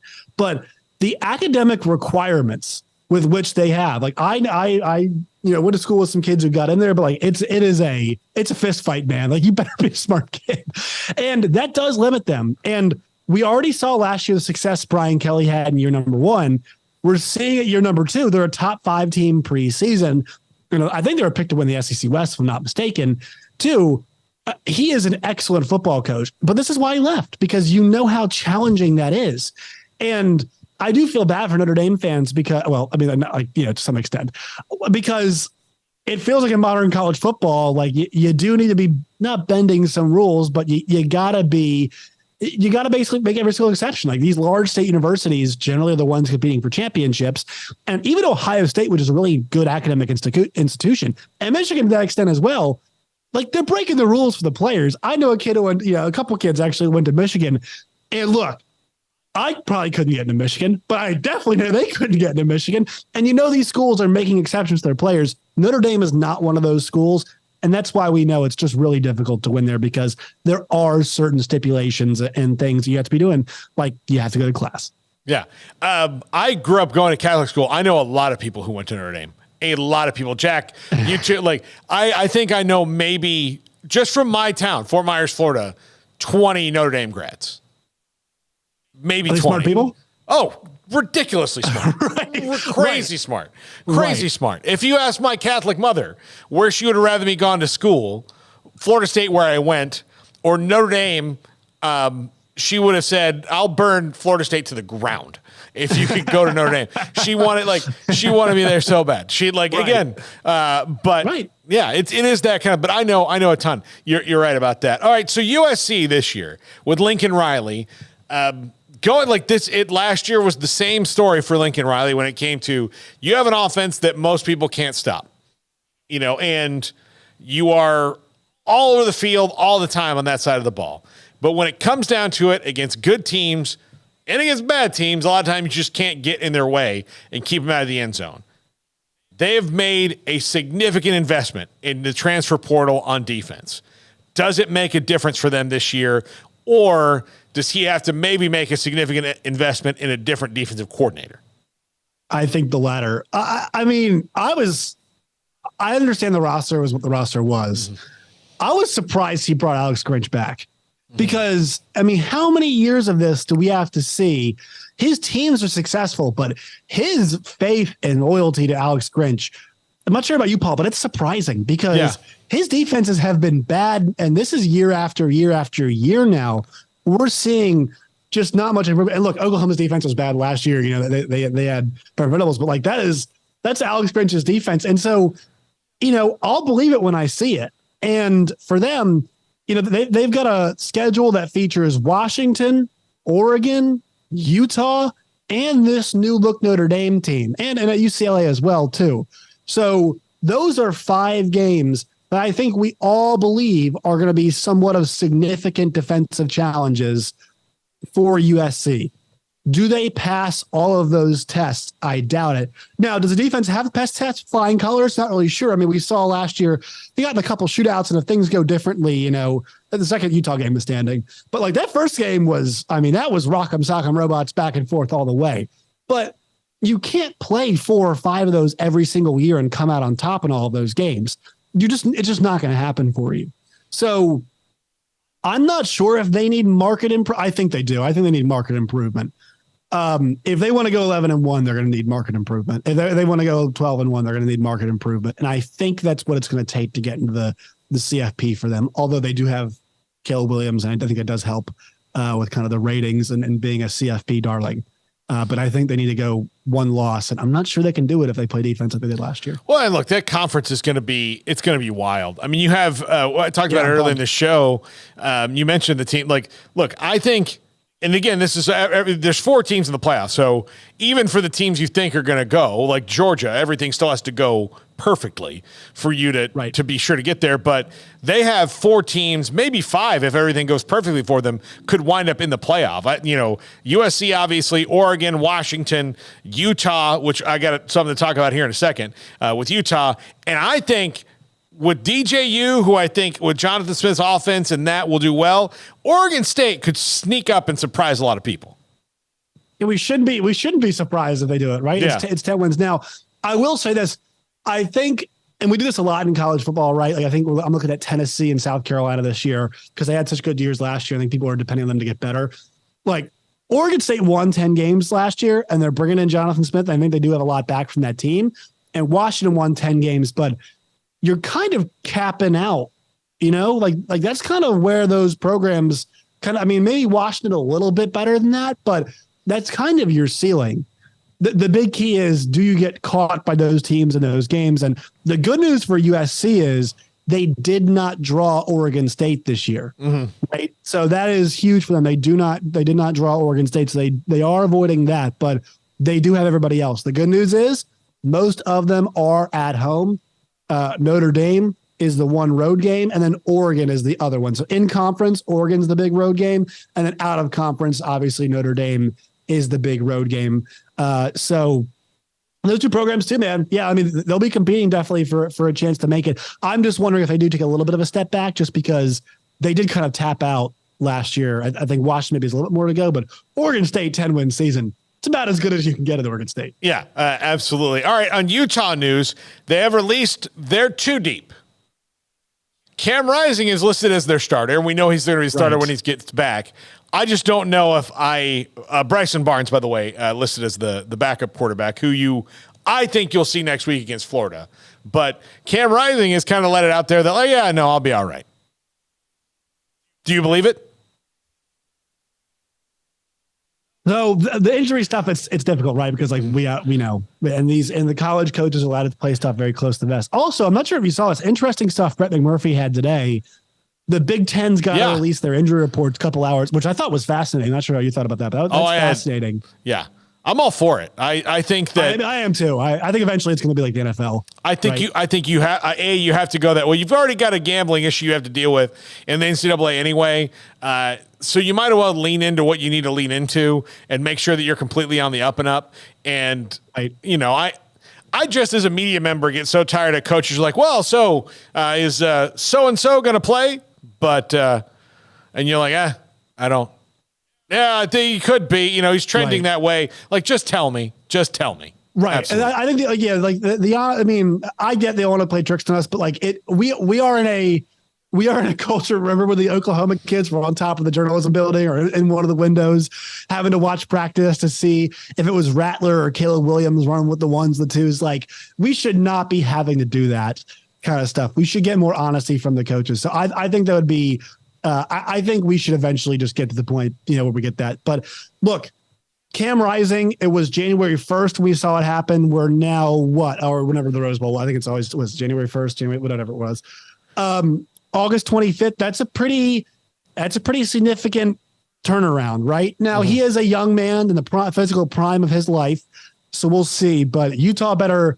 I mean, actually, I'm not even sure they need Cam Rising to win that game. I don't it's at think home. It's at home. Right.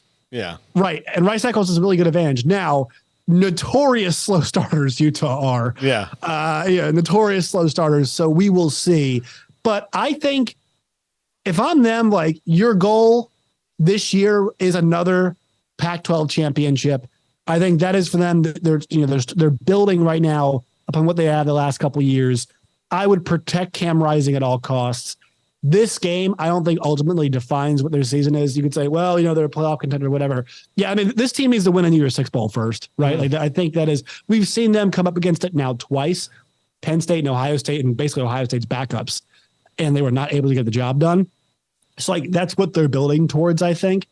Of course, you could always go the TCU route and just jump the line and go ahead and win a playoff game. Mm-hmm. But I think for them, they're trying to build more. And so it's about the long season for them. And I do think they can beat Florida at home without Cam Rising, because I have to think, Paul, that he has not been – Bryson Barnes has taken a fair amount of the snaps in practice for them. And so they should be pretty comfortable with him at quarterback, at least that first matchup. And then that buys you a little bit more time to get Cam Rising as healthy as possible.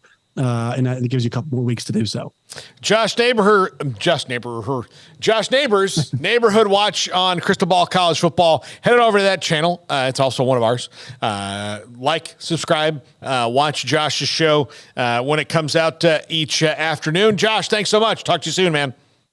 Anytime, Paul. And I'm glad that you've retired from the high school football beat. Good for you. You know what? I'm done with hot Friday nights. I'm over it. I'm done. And I'm, you're over it. So good for you. Yeah, I'm free as a bird, baby. Free as a bird. Anyway, thank you, Josh. When we come back, the top five. This is 365 Sports. The future's bright. The time is now. College is what you make it. It's a late night pizza run and all-nighters coding a new project. It's having big dreams and making them a reality. It's a professor who knows your name and your story. It's preparation for your future, your calling, your life. And at Baylor, it's even more. Baylor, where lights shine bright. Stepping into the boots of a U.S. Army officer can add confidence and leadership skills to your son or daughter's career path. See all the things they can achieve in our boots at GoArmy.com. U.S. Army Waco Recruiting Company, 254-598-8131 or 254-776-1543. Pizza, burgers, and Bears football. There's no place around Waco that serves them all other than Bubba's 33. Come show your green and gold and enjoy some of Waco's best food and beverages while watching your favorite team, the Bears. When real Bears fans get hungry, Bubba's 33 is the #1 spot for ice-cold drinks, hand-stretched, stone-baked pizzas, and bacon-infused burgers. Join us for indoor or patio dining. Bubba's 33, Waco's restaurant and proud supporter of Baylor Bears football. Sick 'em, Bears. Where is the best beef in Texas? Your house. When you order from Texas Beef House, unleash the flavor of Texas-raised Wagyu from our pasture to your plate at TexasBeefHouse.com. Samantha Duvall joins us. She's the marketing director who knows all of the specials and also the events coming up. And thank you very much, as always, for your time. So all of these holidays are over. We've hit the meat of, literally, of the summer. And your thoughts about as you hit the month of August and into football season, Samantha? Football season's right around the corner, so that means it's perfect time for tailgating. The best time to grab our hamburger patties is right now through the end of July. We still have our sale going on with our regular patties and our jalapeno and cheese patties. They're $12 a package, so that's 4 patties to a package. It's perfect for the time for football. Gather all your family around. That way you can grill it up. Where's the best beef in Texas? Your house. When you order from Texas Beef House, unleash the flavor of Texas-raised Wagyu and how they age it as well. From our pasture to your plate, TexasBeefHouse.com. There are 26 letters in the alphabet, over 600,000 words in the dictionary, and just 3 of them said together can change everything. Let's order pizza. Those 3 words lead to dough made from scratch and 3 fresh signature cheeses that blanket golden crust in a heavenly melt on Marco's Pizza that'll blow your mind. So visit Marcos.com to order and stop by Marco's Pizza in Belmead, China Spring, Woodway, and in Robinson. Marco's. Pizza lovers get it.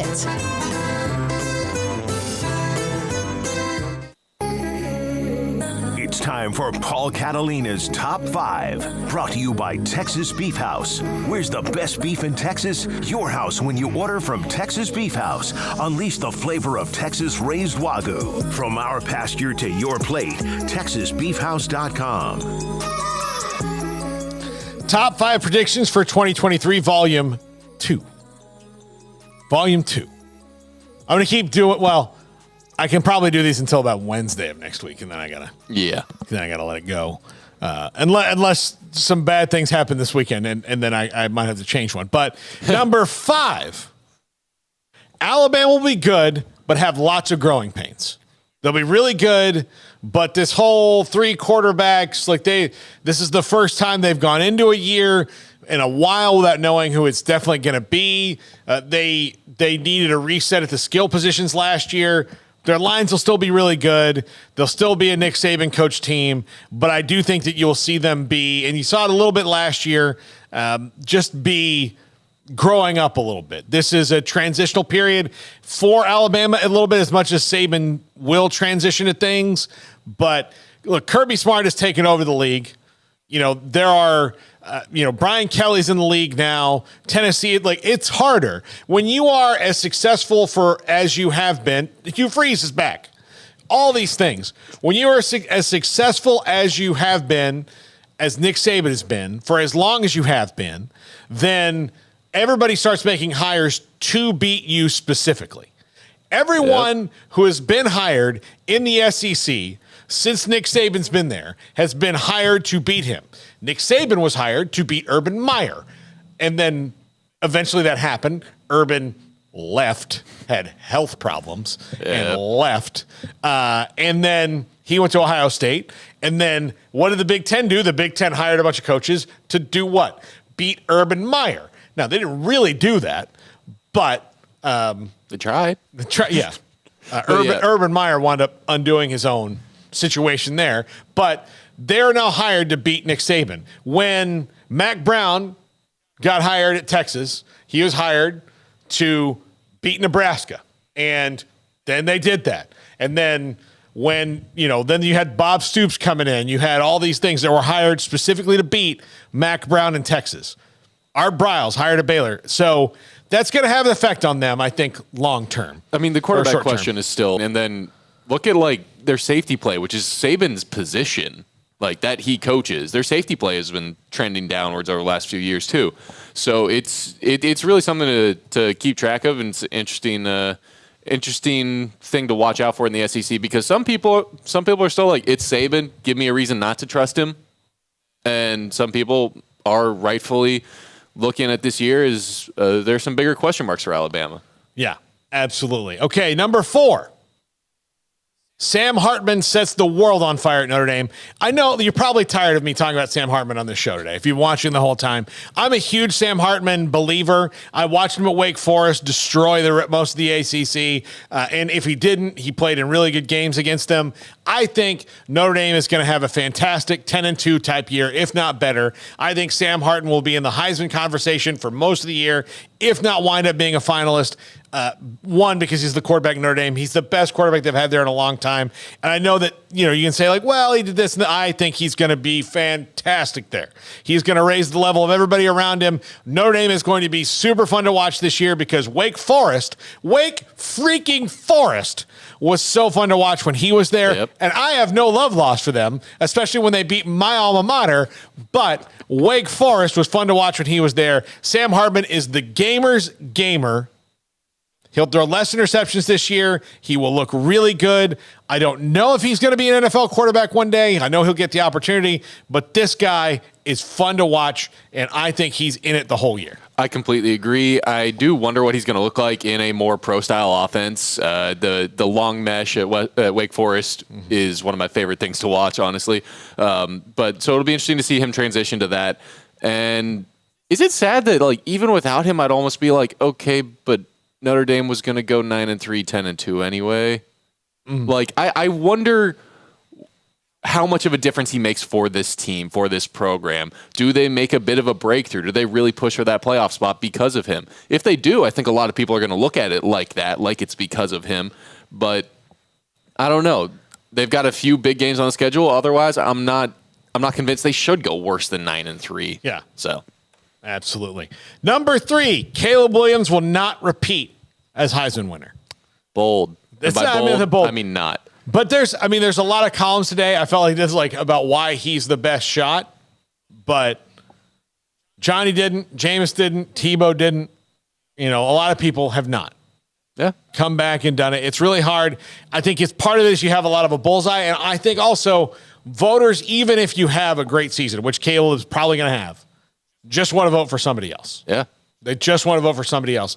Although, of all those guys, he probably has the best opportunity to win it again, because what's around him is about the same. Like, there's not been a drop-off that much. I mean, Jordan Addison's going to be, like, no matter who takes his place, bit of a drop-off. They're going to, because he was really, really great. But I think he'll have a lot of numbers. I just think there's going to be somebody out there who everybody turns to more, if for no other reason than they've also had a great season and they're new. Like, yeah, he's really competing against himself, against what he did last year, and that's a crazy high bar to set. Well, that's what undid all the rest of them, right? And in particularly Tebow, who the year after, Florida still went to he won the Heisman Trophy. Florida won the national championship the year he didn't win the Heisman Trophy, the year after. And it was because, they were just, they were really great around Tebow, and he didn't have 29 or 30, whatever, rushing touchdowns that next year because he didn't have to. Yeah. I also wonder if the strength of quarterback play in the Pac-12 that we expect for this year will be an extra, he's not that much better than the rest of these guys in this league. I don't know if that could play into voters' minds, but. Well, and again, if you take a couple more losses because of that, you don't know. There's a bullseye. Of course, nobody can be mad. The only teams that can legitimately be mad at everybody else for wrecking the conference are Oregon State and Wazoo. Yeah. Everyone else is going to probably be somewhere else. Obviously we'll find out about Stanford and Cal in the ACC here soon, but they're the only ones who can have that kind of thing that the Big 12 has with Texas and OU. They're the only ones who get to do that. Number 2, Wisconsin contends all season. Ohio State, Michigan, Penn State, top 3 of the Big 10. I think Penn State could really take a huge step forward. But And I said early in the show, I think Michigan wins it all. But I think Wisconsin contends all season long. I think that Luke Fickell is a fantastic coach. Phil Longo gets that offense going pretty quickly. I think that a lot of teams that they play won't be used to it yet, and they'll be able to sneak up with some people. Plus, big Tanner Mordecai fan here, so Waco Midway. Yeah, I gotta love Tanner. So I think it's going to work out well for them up there. I do think though that what will get them is the 3 teams above them. And I don't know Wisconsin's schedule at the top of my head. I should have it up. They've got Ohio State. They've got Ohio State. I think they dodge the other 2, maybe. Definitely, I don't remember them on Penn State's schedule. Yeah, let me just verify this, and I'll tell you here. My pause about Wisconsin is just like it's still year one, still going a different direction, completely new offense, different style offense, honestly, because you're used to them running behind the biggest farm boys you've ever found. They play at Wazoo in week 2. Yep. Purdue, there's 2, that's gonna be 2 games, wide open offenses. Now that Graham Harrell's at Purdue, it's at Camp Randall. Purdue's not winning that, isn't it? No. Oh, it's at Purdue. At Purdue. There's actually a prayer. Yeah. So they host Ohio State, but they do not see Penn State or Michigan until what would be the Big Ten championship game, if that's how it shakes out. So yeah, I mean, it's still year one. They're going to contend in the Big Ten West the whole year. Yeah, definitively. But contend for the Big Ten, contend for, I don't know, possibly getting into that playoff conversation. I don't think so. Yeah, I don't think that's what you were saying, but yeah. Yeah. Number 1, because advertising works, and it works also when your player is really good, which he is, and he's going to be exciting. He's going to be on a team that's going to be on TV a bunch. He's going to be on a team that gets a lot of attention outside of it because it's their last year in a conference. But Bo Nix, Heisman finalist. Bodacious. There's already the big ads going up all over the place. We saw that in New York. Bo Nix, Heisman finalist. Mark it down. Mark it down? Mark it down. Bo Nix, Heisman finalist. How many things are more certain to you? Many more things. But I do think Bo Nix is going to be a Heisman finalist. He runs the ball really well, too. So he has that element to his game. He's going to be in big games against other big-time quarterbacks like Penix and, Caleb Williams and all that stuff. Those Pac-12 defenses are really tough. Again, he's going to be in a good league that's not going to, outside of Utah, is not going to hit you that hard most of the time. Yeah. So I think Washington will be a little bit better on defense this year. But I do think you're not going to have that. You have teams that are, again, more spread out, more big offenses. He's going to have big numbers. He's going to get a lot of attention. He's at Nike University. Yeah. See, I'm sitting over here thinking he's like my 3rd quarterback out of the Pac-12 in terms of the Heisman race. I've got Williams and Penix over him. Yeah. But maybe that's just me. Yeah. By the way, Katie Rader, thank you for the super chat, buddy. Absolutely appreciate Katie Rader. He's an awesome guy. Everybody who watches our show, awesome. Great in people. Some way or another. Great people. We appreciate you all. But yes, Bo Nix, Heisman finalist. Again, I'm not going to pick a Heisman winner because a lot of times the Heisman winner is somebody winning. Like Caleb Williams, everybody's talking about. Kind of knew that was going to happen. But, Johnny Manziel came out of nowhere, right? Jameis Winston came out of nowhere. Tebow didn't come out of nowhere. Everybody kind of knew he was going to be a contender for that all year long. But, a lot of them do. I don't think people thought Sam Bradford when he won at the beginning of the year would have been that. Or he might have been in there, but he wasn't the one who was going to kind of go where he went. Mark Ingram kind of came out. An Alabama. Who's the quarterback at Penn State? What? Who's the quarterback at Penn State? Drew Aller. Yeah. You go. Maybe he pops off this year. There you go. Who We'll knows? see. We'll see. That's going to do it for us. Thanks to everybody who's been a part of the show. Thanks to Garrett. Thanks for Jack. Thanks for everybody for watching. Tonight, 365 Sports Tonight on the CW. Make sure to watch that. And Monday, we launch my new show, The Triple Option with Paul Catalina. I'll be on this show again every day as well. But Monday through Thursday, The Triple Option, 1 to 2 p.m. Central. Please tune into that. We appreciate when you do. Thanks for watching, everybody. Love you. Have a great night.